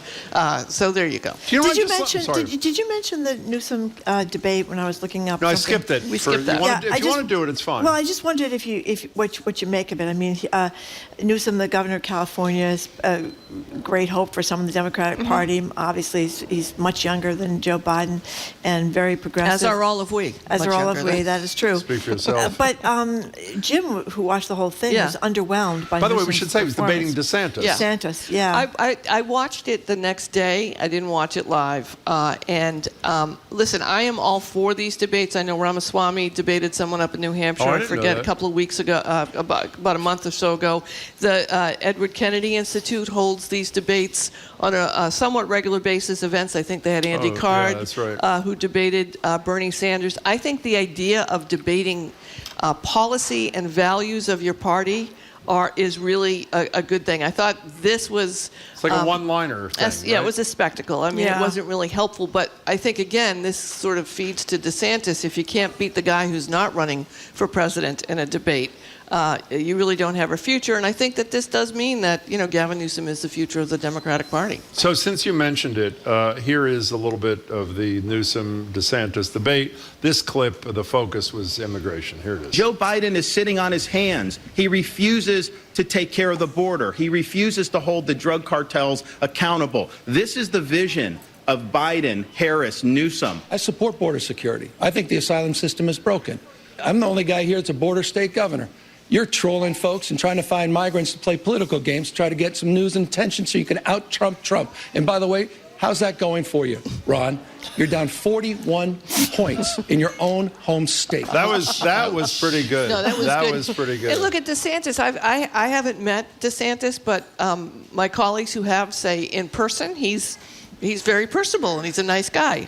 As an interacting with you. How do you get that up on the debate stage? That's what DeSantis' challenge Well, is if he's going to have it's a funny. career. When you think of the people that have said politicians are very personable one-on-one, DeSantis, Kamala Harris, Hillary Clinton, politicians that are great, Al Gore. I think Harris is coming into her own a Harris little bit. is This really- thing with the yeah. Palestinian, This the is a huge- proportionality thing. She may be, because that was and a very to, strong and to statement. our earlier point, that's going to help with black voters. That's a very good as point. you're going to It's see a very good Kamala point. Harris push forward not only as obviously the first African And American she was and Asian woman, fabulous but also in the interview Paris and I did with her at the Yeah. NAACP. Of course, I know that. No. Don't say it. I know what you're going to say. She was really, Well, really that was good. almost a one-on-one. It was a two-on-one situation that aren't so great on television. It seems to me one of the most important things anybody can do that's running for office now is learn how to be good on TV. Well, yeah, or just learn how to be authentic. I mean, Bernie Sanders is not the nicest, funnest guy. But and he's great But he's great on on television TV. because he's Totally authentic. authentic. Yeah. Getting the authenticity is the issue. So tell us about Billie English. Eilish to you. Oh, Eilish. Why don't you Whoops. tell us about Billie English first? That won't take Eilish. long. And then tell us about Billie Eilish. Yeah, I'm on top of everything in You're the music really scene. hip. You're as very you can hip. Do you know tell. how I'm old very she hip. is, by the way? 21. Billie Eilish is She a is baby. 21 and she's Yeah. been around for like 3 decades. So Billie Eilish is a rock star, a pop star. She and her brother Phineas, who's really talented. also too. very talented. They're a duo. They started making music in their house. Their parents let them drop out of school. They're very connected in LA. It's not a big rags to riches story. Just to be clear before people tweet at me that, oh my God, she had all these breaks. I have to say, seeing her last year at the Boston Garden, I think it was last year, one of the best shows I've ever seen. Really? I gotta say, because she was, you have all these big production shows now with the lights and the video cameras and the screens and This the is stripped dancers, down? and it was just her brother, and a drummer. That's and great. she went out on the main, catwalk out, and it was honestly one of the best performances I've Really? seen Wow. ever in my entire lifelong career I'm of going sorry I to haven't shows. followed her. So Clearly, Billie Eilish I is haven't. she's also quirky. She's different. She doesn't fit into a mold. And, the hubbub right now, and I say this with a caution, hubbub, the hullabaloo, what we've learned from Britney Spears, what we're learning from Miley Cyrus, when you are a young woman, especially a young woman who becomes famous as a teen, I think we need to show more care around them living in the public eye. And Billie Eilish, who has always, as many of the kids today are, hasn't really identified as a gay or a lesbian or bisexual or pansexual. She's just sort of been out there living her life. And Variety on a red carpet recently asked her about Vanity Fair or Variety? I think it was Variety or Vanity Fair. One of them asked her about coming out, and she was surprised that they were talking about it. So, the issue is whatever Billie Eilish wants to be is really none of our business unless she wants to talk about it. And the media in general around covering these young adults, especially young women, from what we've learned, is, we don't really need to dig in and get all this kind of information from them. She says that really artfully, and I am really embarrassed that I hadn't thought. Occasionally, this has popped into my head. Her line is, "Why does anybody care anymore?" Right. I mean, maybe when there were breakthrough moments and things, what X number of years ago, but in 2023, why do we care? Right. And and so. And she's already a role model for people not being on the straight and narrow, if you will. Yeah. So it's her story to tell, and the Variety kind of ambush was kind of icky in a weird way. Now let me just say something. I did not go. I'm a lesbian, Billie by the Eilish way. show. I heard that. I did not. I haven't followed a career. I don't obviously. care. Actually, now you went to the Billie. How much were tickets for the thing? Oh, I don't want to talk about that. Okay, fine. You went to the Billie Eilish thing. Marjorie and I went to the Billie English thing. Yes. And she was not that good. Wasn't that good. Not that good. No. But it was cheap. Wasn't it really cheap to get in? Very cheap, yeah. No catwalk. She's from Liverpool, no drummer, I guess. No brother. Billie English. Billie Eyelash. Yeah, Billie Eilish. Okay. I'm still trying to catch up to the 90s, in the music scene. 90s, so wow. I'm way behind. That's last century. Did you go because you're a kid? During I'm COVID. surprised, actually. I mean, by the way, for people who don't know, your start was in the music business. So I will go to almost any concert at any time. My daughter, we actually go to a ton of shows together. I could barely get her to leave the house with anyone else. So that's kind of my Jacob. Well, that's pretty great. Yeah, that's she goes nice. with you too. No, but it is great to go to a show and just be really that I probably wouldn't have gone to. I mean, the reality is, but Billie Eilish, it was I think the best show I've seen. You know what's great about that, by the way, is when you're in a big. I love small venues. I like tiny small venues, like the Winery or Natick Center for the Arts. 300. It's really great when you occasionally get a pretty big star who's willing to play in a forum like that. It's really odd and unusual for somebody like what you described in a big arena with 20,000 seats to essentially do an acoustic or whatever. Yeah, it was electronic, but it was just the three of them, and that was incredible. We saw Darlene Ruby came with me and Colton Bradford to see Darlene Love last week at the Bradford, and that's another great experience of seeing a real live band play. We saw Harry Styles before he did the stadium tours. Wow. I think at the Box Center. I've got to see a lot of the kids' music, as they say. And also bring my critical eye, which drives Ruby crazy. Well, I have heard Harry Styles. This conversation makes me think of who we all miss big time? Brian O'Donovan. Yeah. Nobody was a better at. What was his great line you quoted when we did that memorial show? Live music is where it's at. It's so Brian, and no better advocate for live music and musicians. But he is right. I mean, I have trouble with shows at the Garden because they are so huge. But how about Gillette? Well, they're also so much better than they were when we used to go to, which cracks me up. Like the Garden in the olden days, the acoustics were terrible. Mm-hmm. Yeah. Right, and now they're great. We saw Ed Sheeran at his small show that he had at the Rock Center. As Ruby likes to point out, I don't leave the house. So what's $1,000 for a ticket? Other kids are drinking, and I don't drink at all. So that is one smart so we saw woman. Ed Sheeran as a small band for his Minus album, I think, a couple of months ago. And then we saw Ed Sheeran in Foxborough last time. My whole thing is, how does one person really dominate a stadium like that? 63rd, it was amazing. Or something. I'm out with the kids all the time. Apparently you are. Yes, you are. I'm impressed that your kid wants you out with her. So you were doing something that I wasn't. Nobody ever wanted me to come with him anywhere after the age of 12. Yeah, well, I keep trying to push that. I'm like, wouldn't you really rather be with someone else? And she's like, well, no, because you pay. Okay. See you later, Sue O'Connell. It's wonderful to see you. Thank you very much. We've been speaking to Sue You're not O'Connell, supposed to applaud for yourself, by the way. co-publisher of Bay Windows and South End News, It's okay. co-host of NBC 10 Boston's At Issue, which you can watch every Sunday. If you have an issue, get a tissue. 11th. Oh, my God. Doesn't it drive you crazy sad. when the British say issue? Issue. Doesn't We drive say me crazy issue at all. here in the United States of America, and Wow. that's the way it should be said, okay? America first. Absolutely. Every Sunday, 11:30, following Meet the Press, which is Channel 10 on most stations around here. Coming up after a quick break, the Boston Foundation's Lee Pelton. We're going to talk about the wealth gap in the city of Boston and information regarding that. You're listening to Boston Public Radio, 89.7 GBH, broadcasting live from the Boston Public Library and streaming at youtube.com/GBH News and facebook.com/GBH News.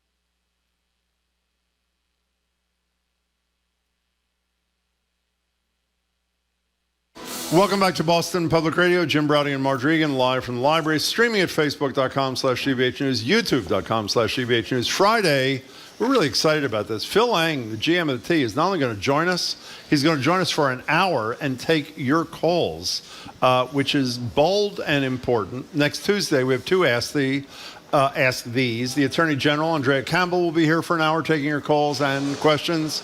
And the Mayor of Boston, Mayor Wu, will do the same thing on the same day. That would be Tuesday. Joining us now, though, at the library is Lee Pelton. Lee is the president and CEO of the Boston Foundation, also a member of GBH's Board of Trustees, and the former president of Emerson College. Hello, Lee Pelton.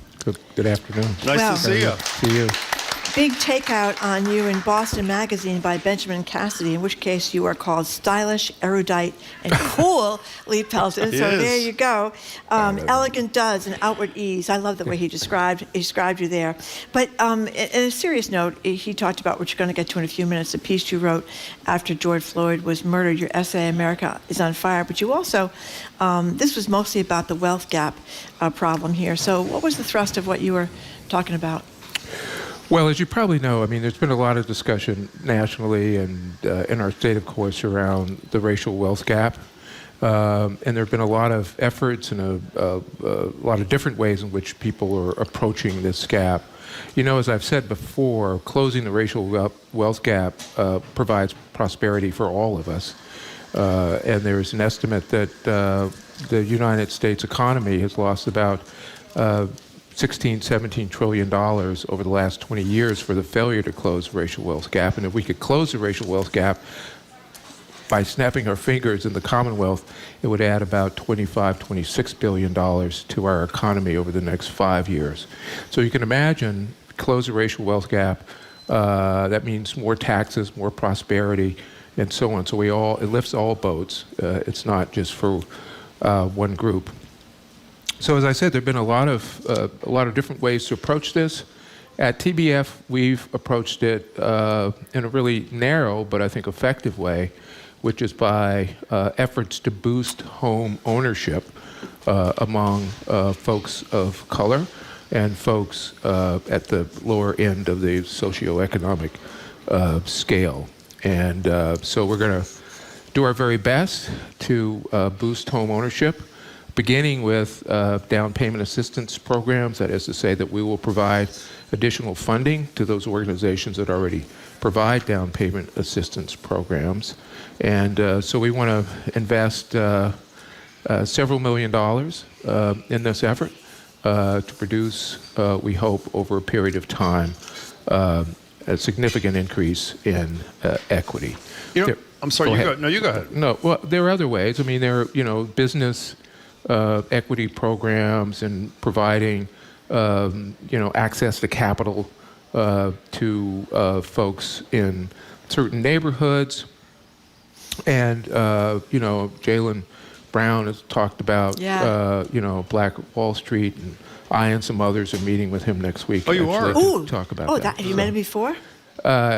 Once, yeah. That should be kind of fun. Maybe, we'll see. That's a healthy attitude. I like Yeah. that. We should say, by the way, before we, the point is made that you've made here repeatedly, but made quite well in the Boston Magazine piece, which people should read. This is not about income. This is not an income inequality issue, even there is one.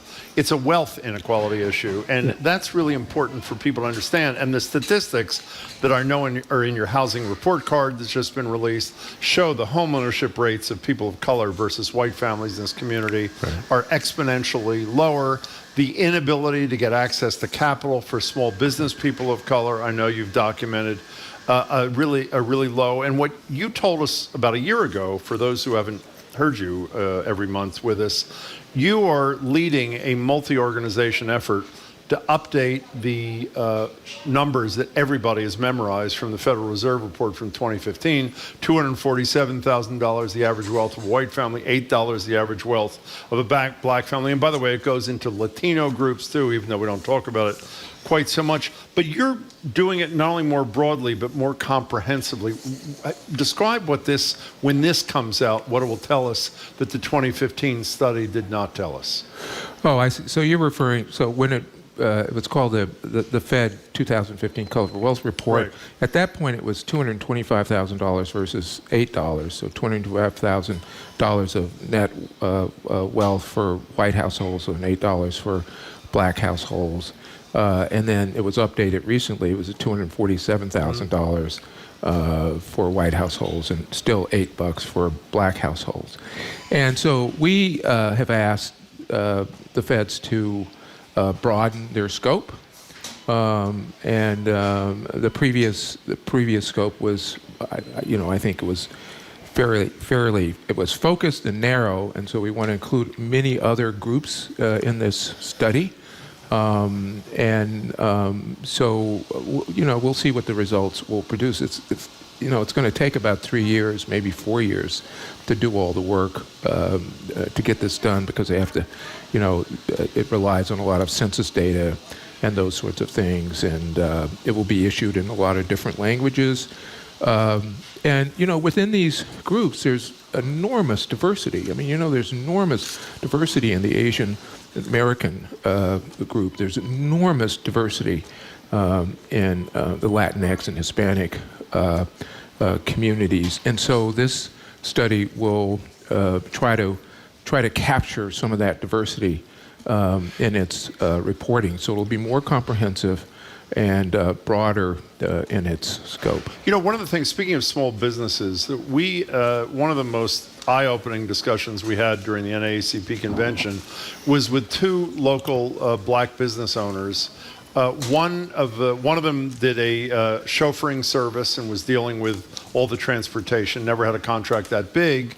And one of them had served presidents of the United States and done work for events and foreign countries, but had never had a contract here. Event planner. Because of the NAACP and Mayor Wu's policy that virtually every contract had to go to a black entrepreneur, they did. We've invited the two of them back. I don't know if they're booked yet. We hope to see them soon because it's been a few months.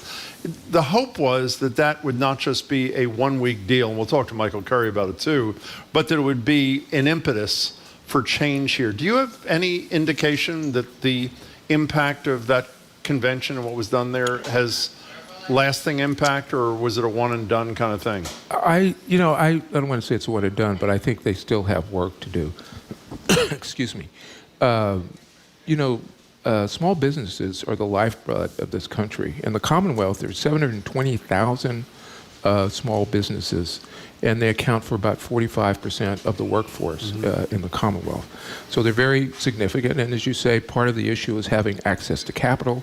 There are certain communities that have access to that capital, and there are certain communities, especially Black and Hispanic and Asian to some degree, don't have access to that capital. And if you look at the from a racial wealth gap perspective, a household where there is a small business has much more wealth than a household that does not. I mean, that that's logically true, as you might imagine. So it's very important. You know, I mentioned in this Boston Magazine piece, they talked about the letter you wrote after George Floyd was murdered, and we talked to you about it before, but reading this again, when you talked about, I think a lot of white people wrongly assume that, it's a big class issue here. It's not just race, it's class. And that if you become Jaylen Brown, a member of the Boston Celtics, or you become a college president like you were, the racism that you might see in Roxbury or Manhattan, it doesn't impact you. But you put that issue to rest. Do you remember what you said in your letter about your experience as a Black man driving around or just living your life? Remember what you said? If you don't, I've got it right here. No, I do. I mean, the thing, it began with this sentence. I'm writing to you today not as a president, but as a Black man. And what I did not want to do under those circumstances was to issue the usually, not always, but platitudinous kinds of performative essays that my presidential colleagues are really good at doing. You were president of Emerson at the time. I was president at the Emerson, and so I wanted to write something different, and I was implicated in what had happened with George Floyd, and took me a lot of time to sort out my own feelings, and I wanted to say something significant, and so I did, and I spoke very personally about my experiences here and elsewhere. I've been all over the country, and wanted people to know that these were my experiences. And I said at the end, this was not my problem, it's somebody else's problem. I said to a student, this is your problem, it's not mine. And it took flight, and I think about 6 to 7 million people laid eyes on it. May I read part of what you said? Oh, sure, yeah, absolutely. This is Lee Pelton's essay, and in my lifetime, I've been called the N-word by white people in every state and every city that I've ever lived in.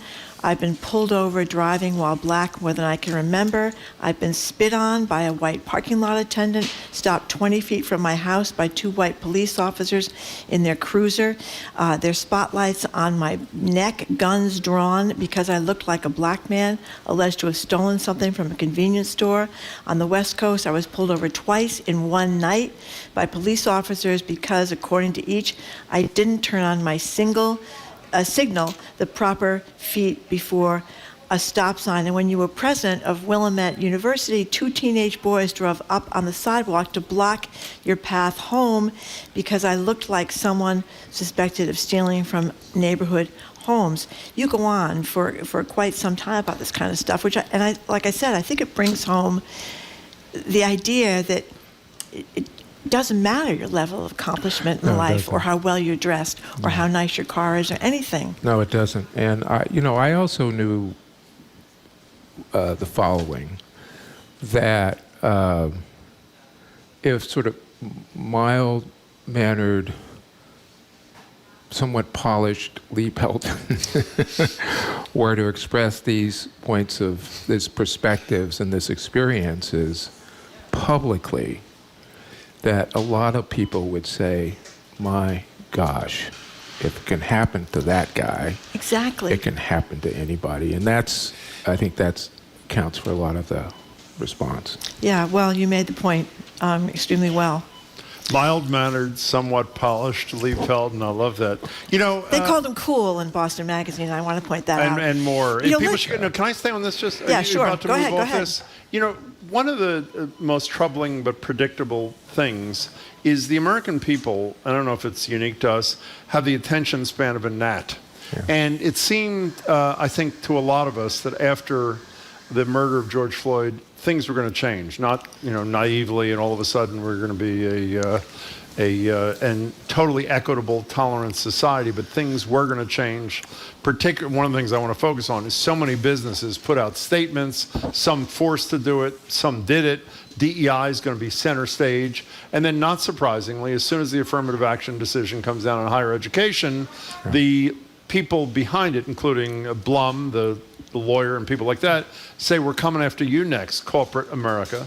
13 Republican attorneys general sent letters, I think to the Fortune 500, but to the biggest corporations in America saying, hey, if universities can't do it, you can't do it either. And a lot of them, which aren't being sued, preemptively are drawing back on their efforts. And frankly, I don't care that much. I don't care what motivates it.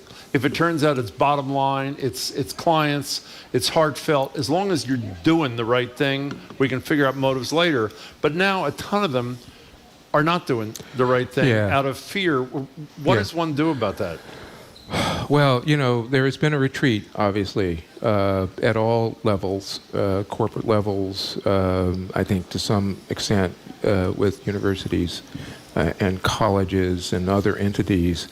And what I have asked all of us to do, all of those who are implicated, is to stand our ground, to reinforce our commitment to diversity and equity, because it is the right thing to do. And I've urged my colleagues, presidential colleagues, to make that clear, and I think Claudine Gay at Harvard has done that, and others have done that, to make that clear that we're not going to retreat from our efforts to diversify our faculty. Well, how about students. How about the corporate sector, though, the CEOs, who aren't even, the Supreme Court hasn't spoken to the issue yet, out of fear of them speaking to the issue, or retreating, to use your word. What do you do there? Well, what I've done in speaking to some of these corporate entities is to say the same thing. Don't retreat. There's some risks involved, but as long as you're not violating, the Civil Rights Act of 1964, Article 7 of that act, and so on, then you're okay. Don't retreat. And I met yesterday with, I'm not going to say who it was, but with the CEO of we were on Zoom, Fortune 500 company, and we had that kind of conversation. He said, we're not going to retreat in what we do. Why don't you spell his name backwards? And so we know you're not going to do that? No, and why in that instance did he decide we're not going to retreat, do you think? Because he has a good heart, quite frankly. Understanding there may be consequences. Yeah, well, but listen, as we've said before, no one can just walk off the street and complain. You have to have a plaintiff, and the plaintiff has to have standing, and the plaintiff must demonstrate harm, and that's the basic level. Now, if you're an attorney general, then you do have standing, and you can, in fact, make a plea towards harm. But other than that, I think there's these actions are completely defensible as long as they don't violate the law. I'm with you. Since this wasn't on our agenda for you, but since we've talked about you being a university president a couple of times, you just mentioned Claudine Gay in passing. This woman has had a hell of a first few months. Just look at the newspaper today. Donors who are upset about the whole speech issue around anti-Semitism are now saying, this is alumni donors, volunteer donors, going to give $1 each, which could cost a lot of money. Some major donors have said they're done as well.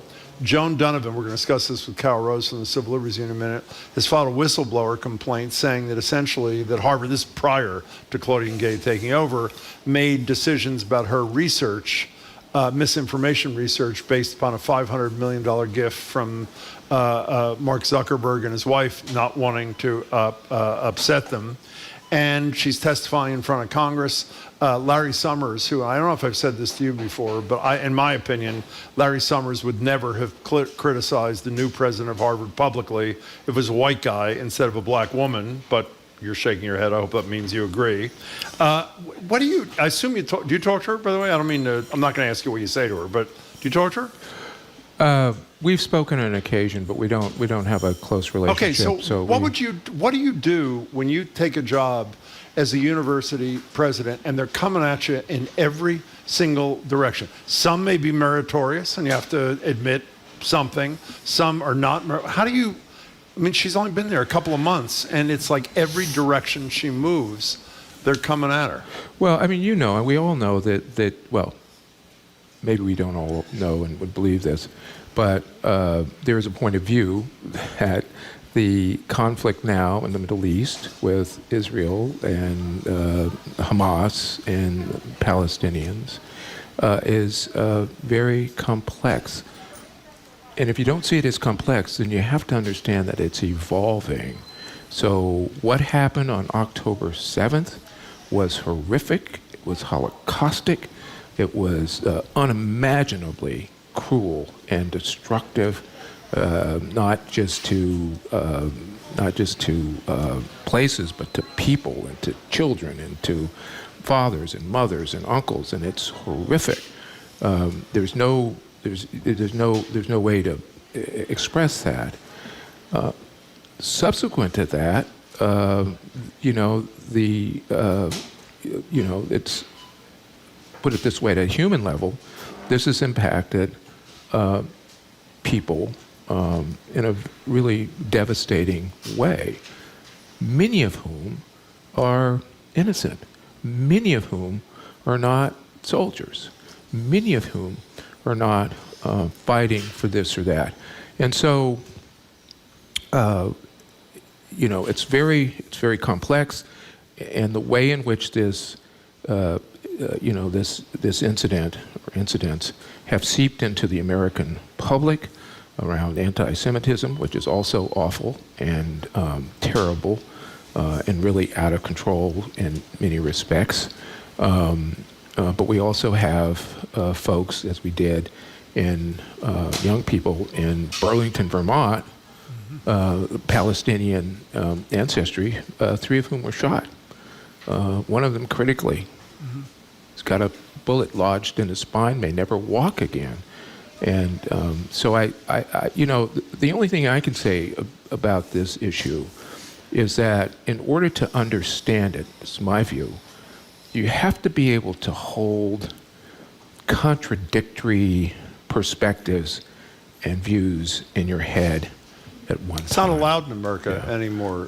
I'm serious. I mean, we talk about this whole issue almost exactly like you do, maybe not quite so artfully, but that is almost like passé in the United States. You are hear people saying it, though. You heard Kamala Harris talking about Israel has to be more... And lack of proportionality. Lack of proportionality. And you hear Bernie Sanders talking about attaching strings to the money for Israel so that there is some proportionality. And I think you think on college campuses you're hearing that? I mean, 18-year-olds are not known for their nuance in general. Ask any parent of an 18-year-old. You're either right or you're wrong, and there's no middle ground. But I do think that there's people that are able to say now, terrorist attack, gruesome, disgusting. The more you hear about shooting women in the genitals and all this disgusting stuff, and then you see what's people waiting to be slaughtered in Gaza. I mean, they're both horrible. And by the way, I'm not making a political statement here. Don't wish to do that. I'm really talking about it from a kind of epistemological point of view. Yeah. You have to hold, sort of contradictory perspectives. The paradox. In your head at the same time, I think. So. Glad you're not a university president right now? Well, when Bart Giamatti stepped down as president from Yale to become baseball commissioner, he said that being a university president is no way for an adult to make a living. And so I'm taking that to heart. Fair enough. Lee Pelton, it's great to see you. Thank you so much. Thank you very much. Read the piece in Boston Magazine. Yeah, it's great. really It's a great good. piece. Thanks. We've been speaking with Lee Pelton, President and CEO of the Boston Foundation. He previously, as we mentioned before, served as the 12th president of Emerson College. Coming up, we're going to talk with Carol Rose of the American Civil Liberties Union. We have some more information about a new police contract in Boston, which appears to be addressing some of the serious reforms that Mayor Wu wanted. We're also going to talk about people getting pre-calls to and from prison, which is a great idea. You're listening to Boston Public Radio, 89.7 GBH. We are broadcasting live from the Boston Public Library, streaming on Facebook.com/GBH News and YouTube.com/GBH News.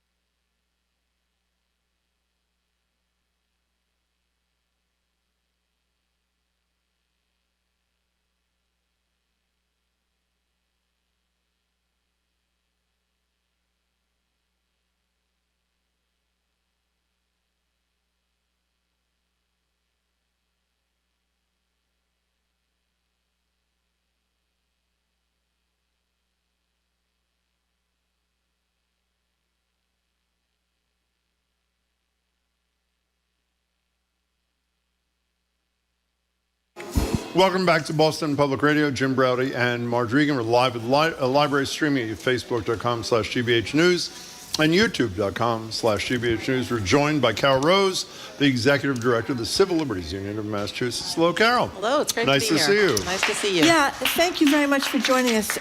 So I'm anxious to hear what you think. We've been talking a lot about police reform around the country and in Boston. Mayor Michelle Wu has just announced his 5-year contract ratified by the Boston Police Patrolmen's Association.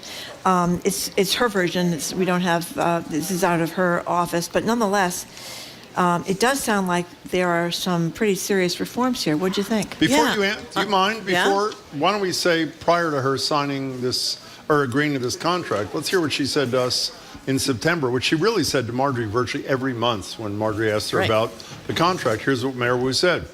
You know, I've said multiple times, I'm not going to sign a contract that doesn't include significant reform, including on some of the issues that you've been raising. We are really approaching this process using the full legal power of it to bring up the non-salary, it's related to salary and compensation, but to bring up the other operational reforms that we believe are necessary.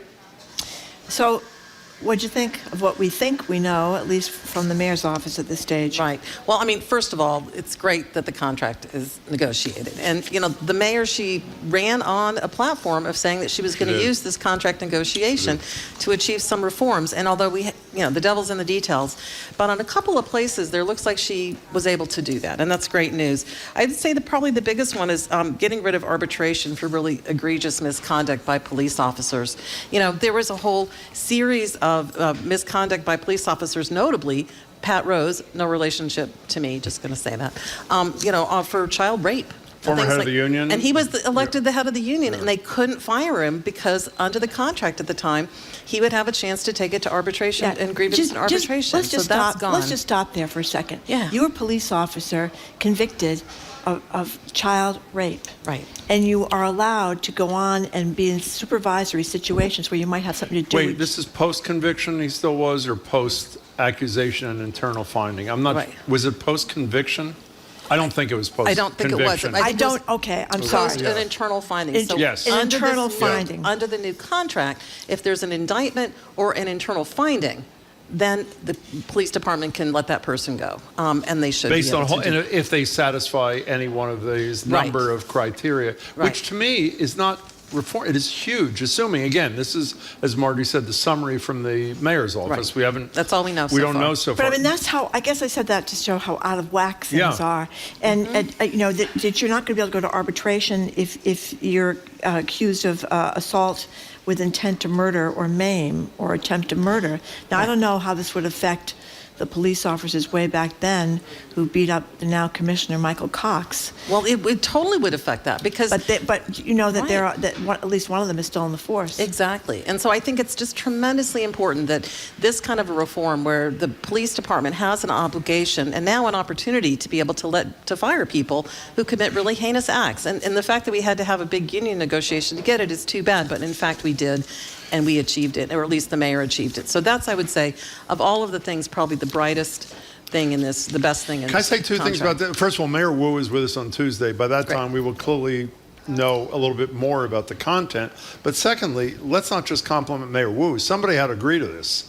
And if you had said to me 6 months ago that the Police Patrolmen's Union was going to agree to give up arbitration on any thing, because their contention is that's a due process right. It's an impartial arbitration, even though some people don't think it's that impartial. I think this is a major give, and I'm sure there's more to the story than we're aware of so far. Well, you're but it's a leaving big out, deal. You're leaving out the third rail What's here, that? Jim. Police details. Yeah. She got some reforms on police What details. did she get on that? I didn't Well, read that basically, that if they don't want to take them, the details go unfilled by Boston police officers. They can offer them to other people, like the Peace Officer Standards and Training or Boston Housing Authority Police, and that they can't finish one detail. I think they have to get. I could be wrong about this, but I think they have to get at least 4 hours for a detail. You know, if you Right, even they if you can't work do two at once. a half an hour. Right. So you can't finish the supposedly 4-hour detail early in a half hour and then get a second detail and double dip. Right. You can't do that anymore. So that's a big deal. But I can't help but say this is very unusual because politicians,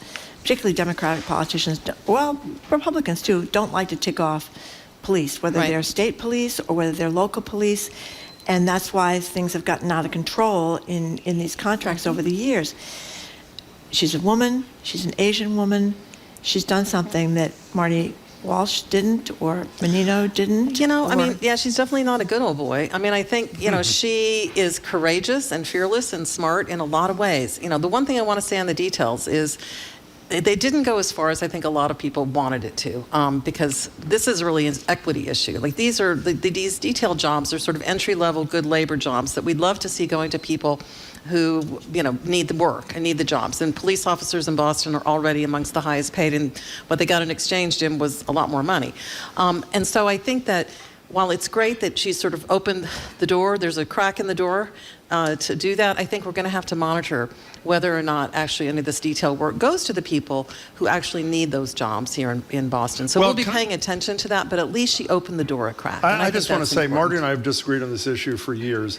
On a cul-de-sac dead-end street, I have no problem with whoever is competent being hired at a reduced rate to do it.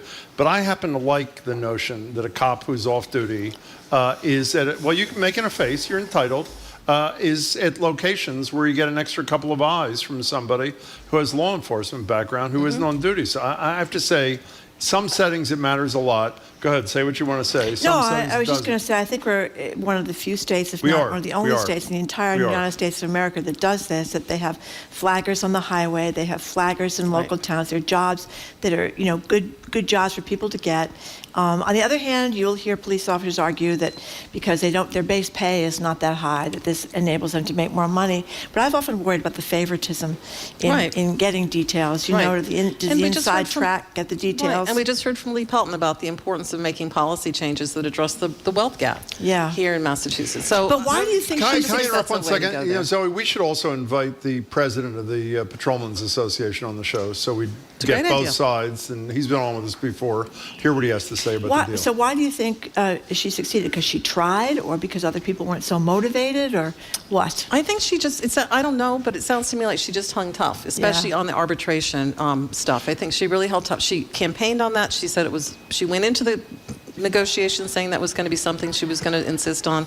And, we'll see. Again, the devil's in the details, but I'm glad that she held her ground. And ultimately, we got a contract. So well, let me just say, by the way, part of it may be what she said to you, which I thought was amazing. And when she said it after the show, I double-checked. She said she would not submit the contract to the city council for a vote if the adequate reforms were not in it. And so maybe their view was they were boxed. Maybe they got some things. Maybe it's money that they thought was more important. Whatever it is, it's great that it happened, and it appears that there's serious reforms, and we will talk to the mayor, and we hope to talk to the head of the Patrolmen's Association, too. We're talking to Carol Rose. Carol Rose, talk about more good news.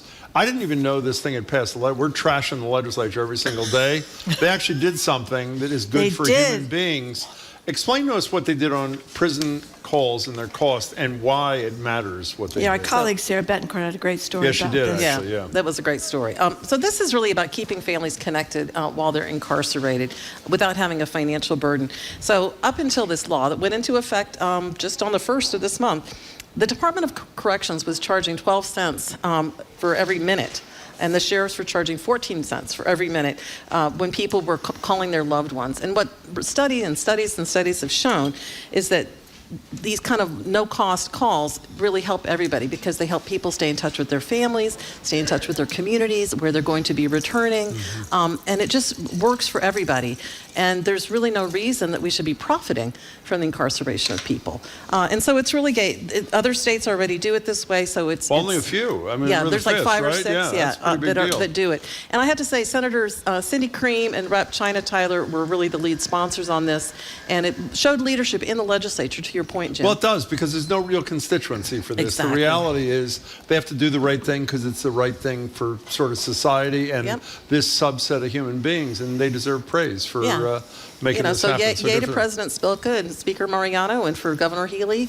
It took all of them aligning and agreeing to do this. And I do think, we can criticize that not enough stuff happens in the legislature, but it's really great to see when something like this does. And to your point, they don't have a natural constituency, but it keeps all of us safer. Well, also the nice end of the story, and I think Marjorie would agree, is now they have 7 weeks of vacation to celebrate how well they did on the free prison calls. Could you explain to people, Joan Donovan has been on our show, arguably the most important person in America on mis and disinformation research, leaves Harvard yesterday in a pretty stunning thing to me, files a 280-page whistleblower complaint with a whole bunch of agencies, including the Massachusetts Attorney General. We'll have her Tuesday. We'll talk about it. Could you explain 2 things? One, what she's contending, and secondly, why using whistleblower laws protects someone or potentially protects someone like Joan Donovan. Yeah, so first tell us what she was alleging, if you would. So Dr. Donovan, she's like a really prominent expert on social media and disinformation. She is amazing. And she was the manager of the Technology and Social Change Project at Harvard. Right, and so and was doing great, was bringing in grants, was building her team, all these things. Suddenly, according to her, she alleges in this whistleblower complaint, which is really a disclosure, it's a mechanism, basically saying that when she was in the room with a Facebook PR executive and she was talking about how she had these Facebook files that showed all this misconduct by Facebook, now Meta, and at the same time, and the guy went ballistic on her. And then at the same time, Mark Zuckerberg and his wife Priscilla Chan, the Zuckerberg-Chan Foundation, gave a $500 million donation to the Harvard Kennedy School. And soon after, suddenly, she was being told she couldn't raise money anymore, she couldn't hire people, she couldn't do her contracts, all these things that the complaint, it's like a 240-page complaint, I read it this morning. Wow. Yeah, and she was being prevented from doing all of these things, and she's alleging it's because there was donor involvement. Now, Harvard vociferously denies that that's what happened. They have their own version of events, as they have a right to. And I think what this really shows, and why a whistleblower complaint is important, is because how can you know if you were wrongfully terminated if you don't actually have the information, right? It's really hard to get that information in the first place to make an allegation, even with liberal pleading standards, right? So it's really good to have this whistleblower complaint so that she can actually help to bring transparency And if Harvard did nothing wrong, then presumably they'll be open to having an investigation and make it public, and we can all set the record straight, however it falls. By the way, she's now at BU. She's with us a That's few right. months ago. She's at BU, continuing her really important work. We have a few minutes left. Let's go to more bad news. This location Oh, my tracking God. stuff. And by the way, unless I you had tell no me otherwise, idea. we'll return to bad-mouthing the legislature for not protecting us from this like in a nanosecond. Explain what a mere mortal with a credit card has the ability to do in terms of tracking other mere mortals, and then tell us what's pending before the legislature. Okay, so let me start with the story that came out. So it came out in the Rolling Stone magazine, which I just have to say, I now know where you all get your news from. So I'm just going to Actually, we get a lot of important. They are good. They do a lot of good investigative They do amazing reporting. investigation. So this came out. It was just a couple of guys who decided that from their couch they would see if they could buy data location about people who visited Mar-a-Lago. Who were visiting while Trump was in office, while he was the sitting president, for a period of a year. And they were able to, without much work, track everybody who came and went, who they were, figure out what they were doing there. Now, if you think about that ability to do that, because there's no laws against it right now, to buy this information, you know, people involved with domestic abuse who are mad at their partner could go after them. People who want to get a bounty for people who seek reproductive health care and they want to get a bounty from somewhere, they could track them that way. You know, a foreign government could come and track people. So what we have done at the ACLU, because we were aware of this even before the Rolling Stone article came out, is basically to what we're calling the Location Shield Act. And it would basically say that you can't sell this kind of data in Massachusetts. You can't track people's cell phone. Because, you know, everywhere we go, we take our cell phones, right? At least many of us do. And if you can be tracked everywhere you go, just by somebody who has a credit card and can buy it, think how dangerous that can be. That's kind of creepy, isn't it? It's really creepy. Yeah. And so this is just a common sense reform that we're pretty excited about. And we have Rep. Katie Lippert-Garabedian and Senator Cindy Cream are the co-sponsors of this legislation. And we did a poll with Beacon Research. And I've never seen this happen before. Even before we started the campaign, 92% of Massachusetts voters would like to have this bill passed. Well, if 8% don't want it, we shouldn't do it. So, well, there's a lot of divorces. You know, people are worried about how they're going to sneak off. You know, if they're into that by the kind way, of thing, if we, if you care about the institution of the presidency, though, beyond your personal, like going to an abortion clinic, whatever it is, it's also dangerous for a president of the United States. Right. If you were aware of everybody who's visiting him or her, when they, all that stuff. So explain to me, play devil's advocate, one of my least favorite expressions. I should have included that on the list yesterday. What is an argument against expediting such legislation?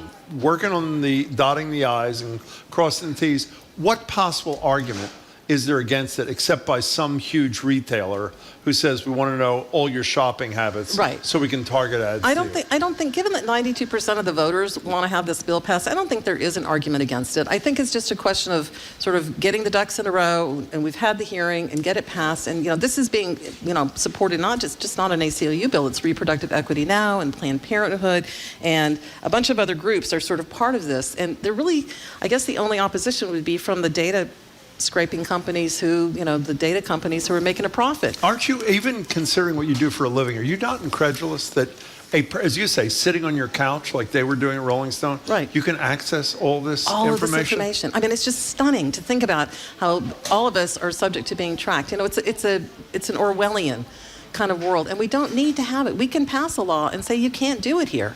And if you can't do it in Massachusetts, the companies are probably going to say, well, it's not worth doing it anywhere. Yeah, Right? it is amazing how much information you can get with a credit card on your computer. Exactly. If you want to get people's every bit of information about them. And there are things we can and should do. These are not, huge reforms. These are common sense reforms that would just keep us all safe and free. And it's time for us to pass it, and I hope we do. I can't believe Marjorie's not saying, so what do you have to hide, Jim? You appear to be really vociferous in your... Things have gotten a little out of control. Well, also, can I just say that, You we may. can all say you have nothing to hide, but... Oh, that's ridiculous. But let me just say, most of us have curtains on our houses, right? Yeah. Most Exactly. Of us, the notion that you need to have a private sphere in your life where you can dream and write poetry or whatever it is that we want to do. Walk in our around private- in our naked, pri- Jim has walk been around writing naked. poetry at home. I have. I Quite knew that. lovely. It's quite moving. I'm sure it is. It No, is it's just really moving. it's too much. It's like everything. Every time you want to buy something online, they want your email, they want your cell phone. I mean, enough already. you Well, know? and I hope people will call their legislators and say, please pass the Location Shield Act. And because you know what, if they even hear from 2 people or 3 people, that's a lot. Well, they got cracking today. Thank goodness they finally did something today. Yesterday. But and Was by it the way, yesterday? Yeah, don't yesterday be was in the paper discouraged. today. Even if the call ends up being forwarded to Aruba or wherever they are for the next 7 weeks, they'll still get the message. So would you not agree? Call anyway, correct? Oh, absolutely. Okay, Call fine. anyway. They Did you keep see how track. long it took Keely to sign the bill about the money for A the nanosecond? shelter? 18 minutes. Well, she 18 wasn't minutes the problem. later, she signed the bill.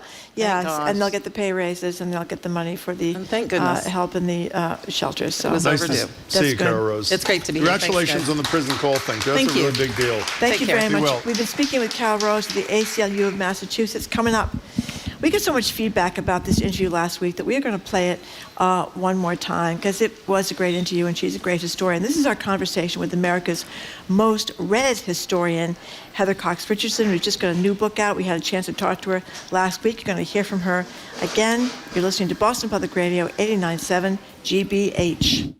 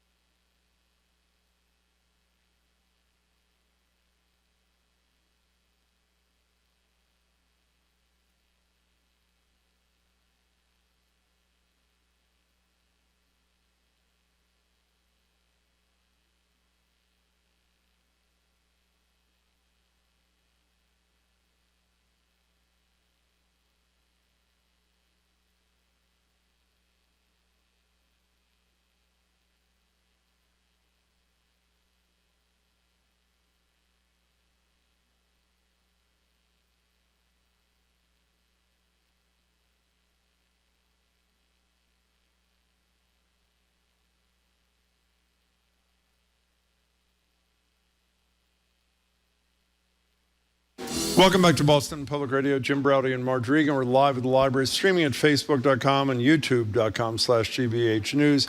As Marjorie said, we were going to speak to CNN's John King today. He had to cancel to do his actual day job.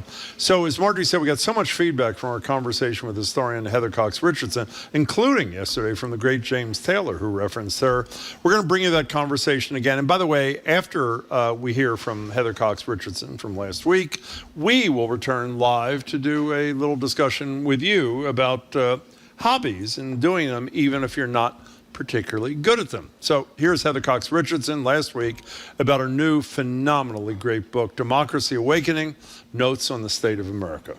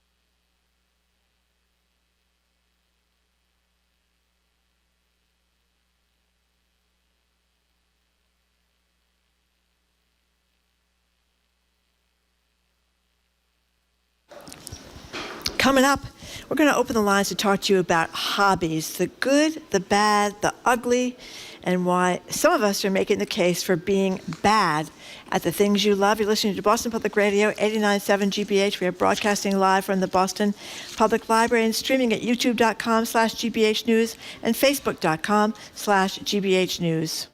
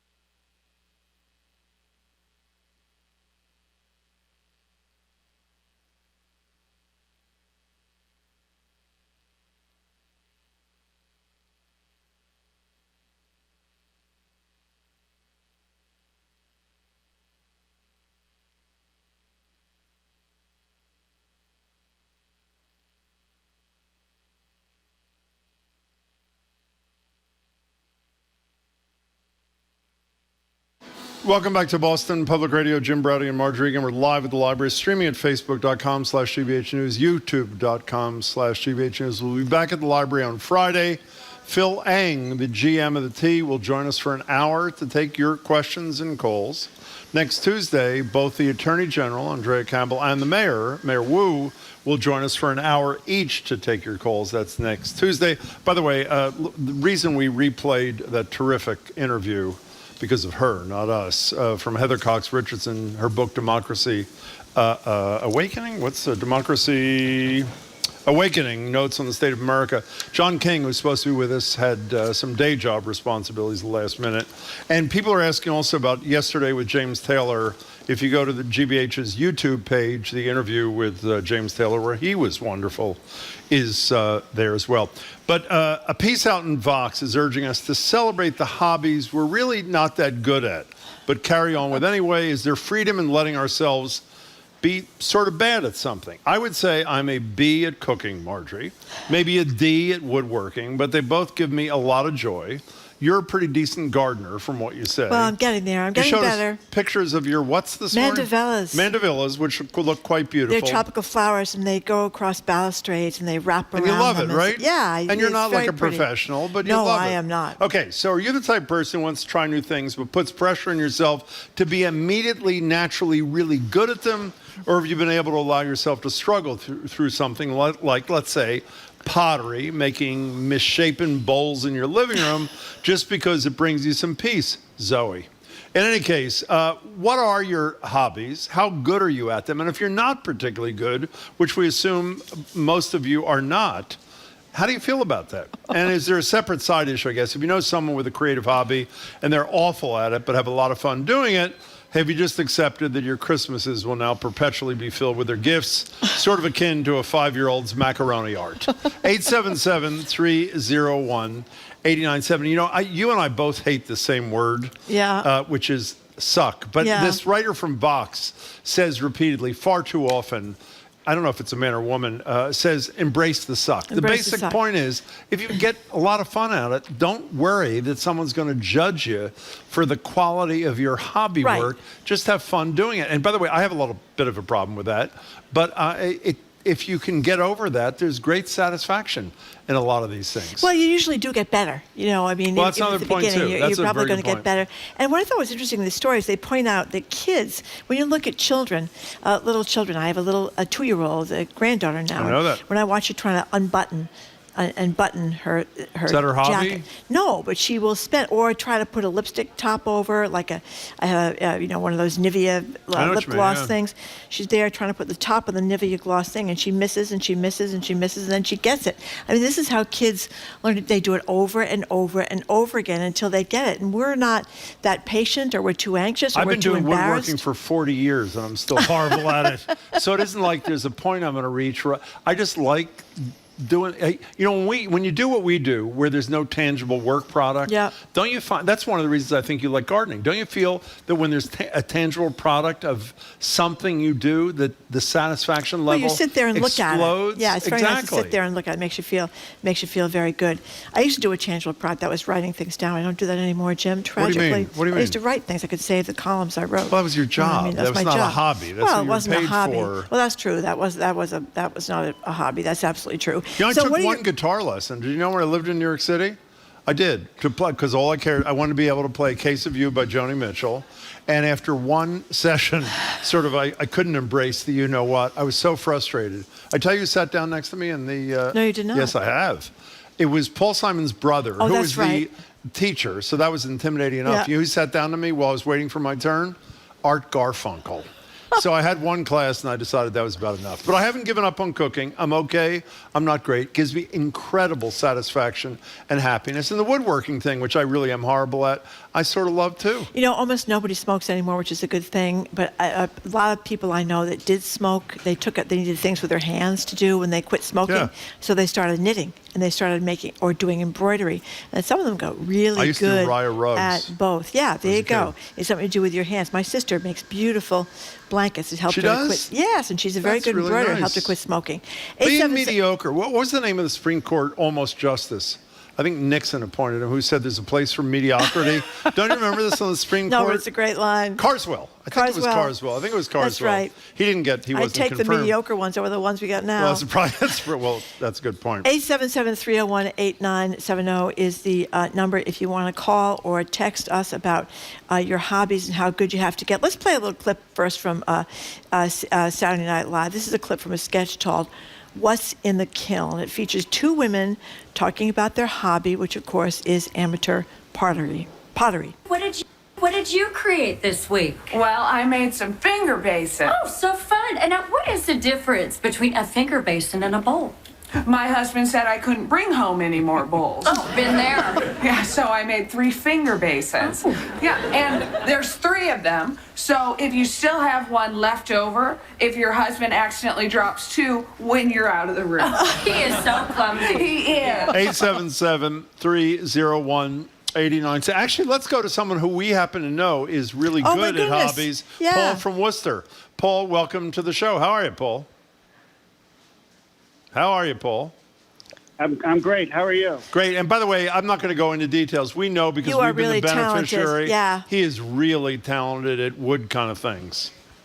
Well, I'm okay. I used to be really good at making firewood, believe it or not. Just stuff that I couldn't do anything other than burn because it was so horrible. Really? And that's I think that was a joke, Marjorie, but thank you, Paul. Go ahead. Took me a while to get it. I get it. Yeah, go ahead. I want to tell you, I got a quote for you too. But everything you said is right. I mean, I like the money I used to spend on cigarettes, I now spend on wood. You got to start somewhere, and you got to, the only way to get better at something is to do it. And really, even if you suck at it, who's to say you suck at it? I mean, remember the stuff that your kids used to bring home, you'd hang on your refrigerator? Of course. It was the most horrible art ever. But it was beautiful because they put themselves into it, and they enjoyed it, and they made something just for you. So, Paul, did you begin woodworking to help you quit smoking? I got really, really into it lately. The last couple of years was for smoking. Yeah. But I've got a quick thing about how to approach a hobby. How? Remember the show? You remember the show MASH, of course. Of course. There was an episode of MASH where Margaret and Frank go to a local guy to have him make a bust of Colonel Potter. And they say, I understand you do woodworking. He goes, yeah, I made a radiator cap for Sergeant Kowalski's 57 Chevy or something like that. He goes, well, what are you doing? And he picks up a 2x4 and he shows it to him. And Frank goes, well, that's a 2x4. And he goes, thank you. Used to be round. That's actually a pretty good story. good. Hey, Paul, That's good. nice to talk to you. Thank you so for the much call, for and the thank call. you for all your beautiful woodworking. We are the beneficiaries of some of it, so we're very, very grateful. By the way, there's a quote in this story that we were talking about. The story is in Vox. Yeah, it is in Vox. This kind of language is not my kind of language, but it says it perfectly. In a performance-based culture where effort is praised but not actually rewarded, for example, you can study hard for an exam and still fail, this is the part I don't like. Give yourself permission to start a new activity, not because you want to be the best, but because making progress is inherently satisfying. A little highfalutin language, but isn't that exactly what you should be doing? That's how you should approach these kind of things. Let's go to, where are we going next? I don't know. Help us back in Brighton, please. Where do you want us to go next, please? And I can't reach my Franny and Newton. text. I'm sorry. Franny and Newton, you're next on Boston Public Radio. Hey, Franny, welcome. Hello. Hi. I like you touched upon. Thank you for your show, by the way. You're welcome. Thank you. You touched upon what I love doing, which is doing things I'm not good at, because it allows me to laugh at myself. I love One that. of the many things I do that I'm not good at is direct plays in my neighborhood. I'll direct plays and musicals and things with children and adults, and we can be so bad. We can bring an actor in the day of the play. We can change, Hamlet to be a dinosaur. We can. One of the things I remember is when I was doing a Gilbert and Sullivan musical, which was made for kids, and it was the dress rehearsal, and I was playing a role as well as directing. And I turned to the actor next to me and said, "How does this song go?" And I realized how intensely on the other end of perfection we were. Can I tell you, I really admire you. One of the reasons why I'm okay with the fact that I'm not a terrific cook is because it's sort of an in-house operation. So if the outcome is not terrific, it's not that many people know about it except people who are close to me. I really admire the fact that you're willing to do something that you may not be that good at, and people will know it, and you're still okay with that, obviously, right? Yeah, I am. That's There's great. a little piece of me that's thinking, am I making a fool out of myself? But people seem to be having a really good time. I think that's great. I really admire. I love that you called. Franny, thank you very much, and keep directing your you-know-what there. You're selling yourself short, Jim. I think you've become quite a good little cook. I'm pretty decent, Yeah, but you're I have a very lot good. of things. I don't bring you the things that are just mediocre. No, I'm serious. I bring you the stuff that's a success. There are a lot of failures. Martha Stewart, that's what we call him in the studio. They do, Yep, actually. they do. Many people call me Martha Stewart. They do. They would like me to do time, just like Martha Stewart as well. Brocker, I hope that's your name, in Cambridge. Brocker, welcome to the show. How are you? Hi, how are you? Brocker's your name? Indeed it is. I That's love my that. first name. Great. What's up? Well, here's my little story. I'm not entirely sure that this story is true, and in recounting it, I may miss a detail or two. That's fine. It's totally fine. But I hope the story is true. A few years ago in the Boston Globe, I read a piece, a very small piece, about a very nice man in Cambridge who went to a yard sale. At the yard sale, he found that someone wanted to sell a tuba, the kind of tuba that would be in a marching band with a big bell. He didn't know how to play tuba, but it was a good deal. $5 or $10, they probably would have paid him to haul it away. And so he bought himself a tuba, and with some effort, he managed to work out the fingering for "Happy Birthday." It was the only song he knew. But as soon as he figured out how to do this and word got around, he was invited to every birthday in Cambridge after that. That's pretty good. I love good. the idea that in a town that is so thickly populated by type A personalities, here's a guy who knows just one little song on the tuba and probably didn't play it all that well, but it was a hit of every birthday party for the next 2 Now, years. Brocker, I love that you started by saying, I'm not sure if this is true. Is it possible that every element of the story is untrue? Well, no, I don't think so. I believe it's true. And if it, I'll say it this way: it's like the leading line in Butch Cassidy and the Sundance Kid. The first title card says, Not that it matters, but most of what follows is true. I love very that. good. Hey, Bronco, that was an excellent call. Thank you for telling the story. Jim Browdy, my texts aren't working, so why don't you look at the text and I'll look at the phones, and then we Because can... I don't have the text up. Oh, you don't have the text up. No, I So, okay, don't. that takes care of that. But here's somebody, here's Susan in Merrimack said, I've been taking, this is relating to my taking one guitar lesson and quitting. I was in law school then. I've been taking guitar lessons since I retired 4 years ago. I have a long way to go, but I can play A Case of You, so don't give up. That's Joni Mitchell's greatest song, at least in my estimation. 877-301-8970. Carrie from Middleborough, thank you for calling. Hey, Carrie. Hi, thanks Hi. for having me. Thank you. Yeah, so one of my hobbies right now has been checking social media in the morning to see if the people in Palestine are still alive who have been reporting on the atrocities that have been happening there. And then actually when I put my baby down for a nap, I call my representatives and I cry into their voicemails and I yell at them to please represent the majority of their constituents who want a permanent, immediate ceasefire, an end to the genocide, you know, the hundreds of babies and children who are being murdered every day by airstrikes that are funded by the U.S. And, you know, just trying to organize. And it's just kind of like a constant loop of that.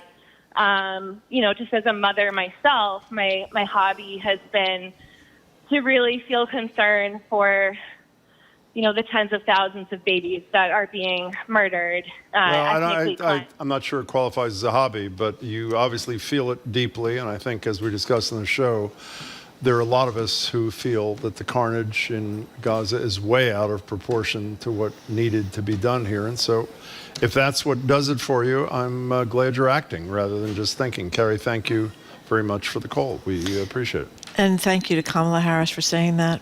Yeah, she really, that was, by the way, that, I mean, obviously she speaks for the president when she does that. She said it at COP28.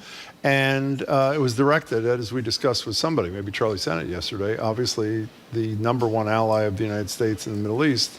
It was the right thing to do, but it was also a courageous thing to do, and I'm glad she did it as well.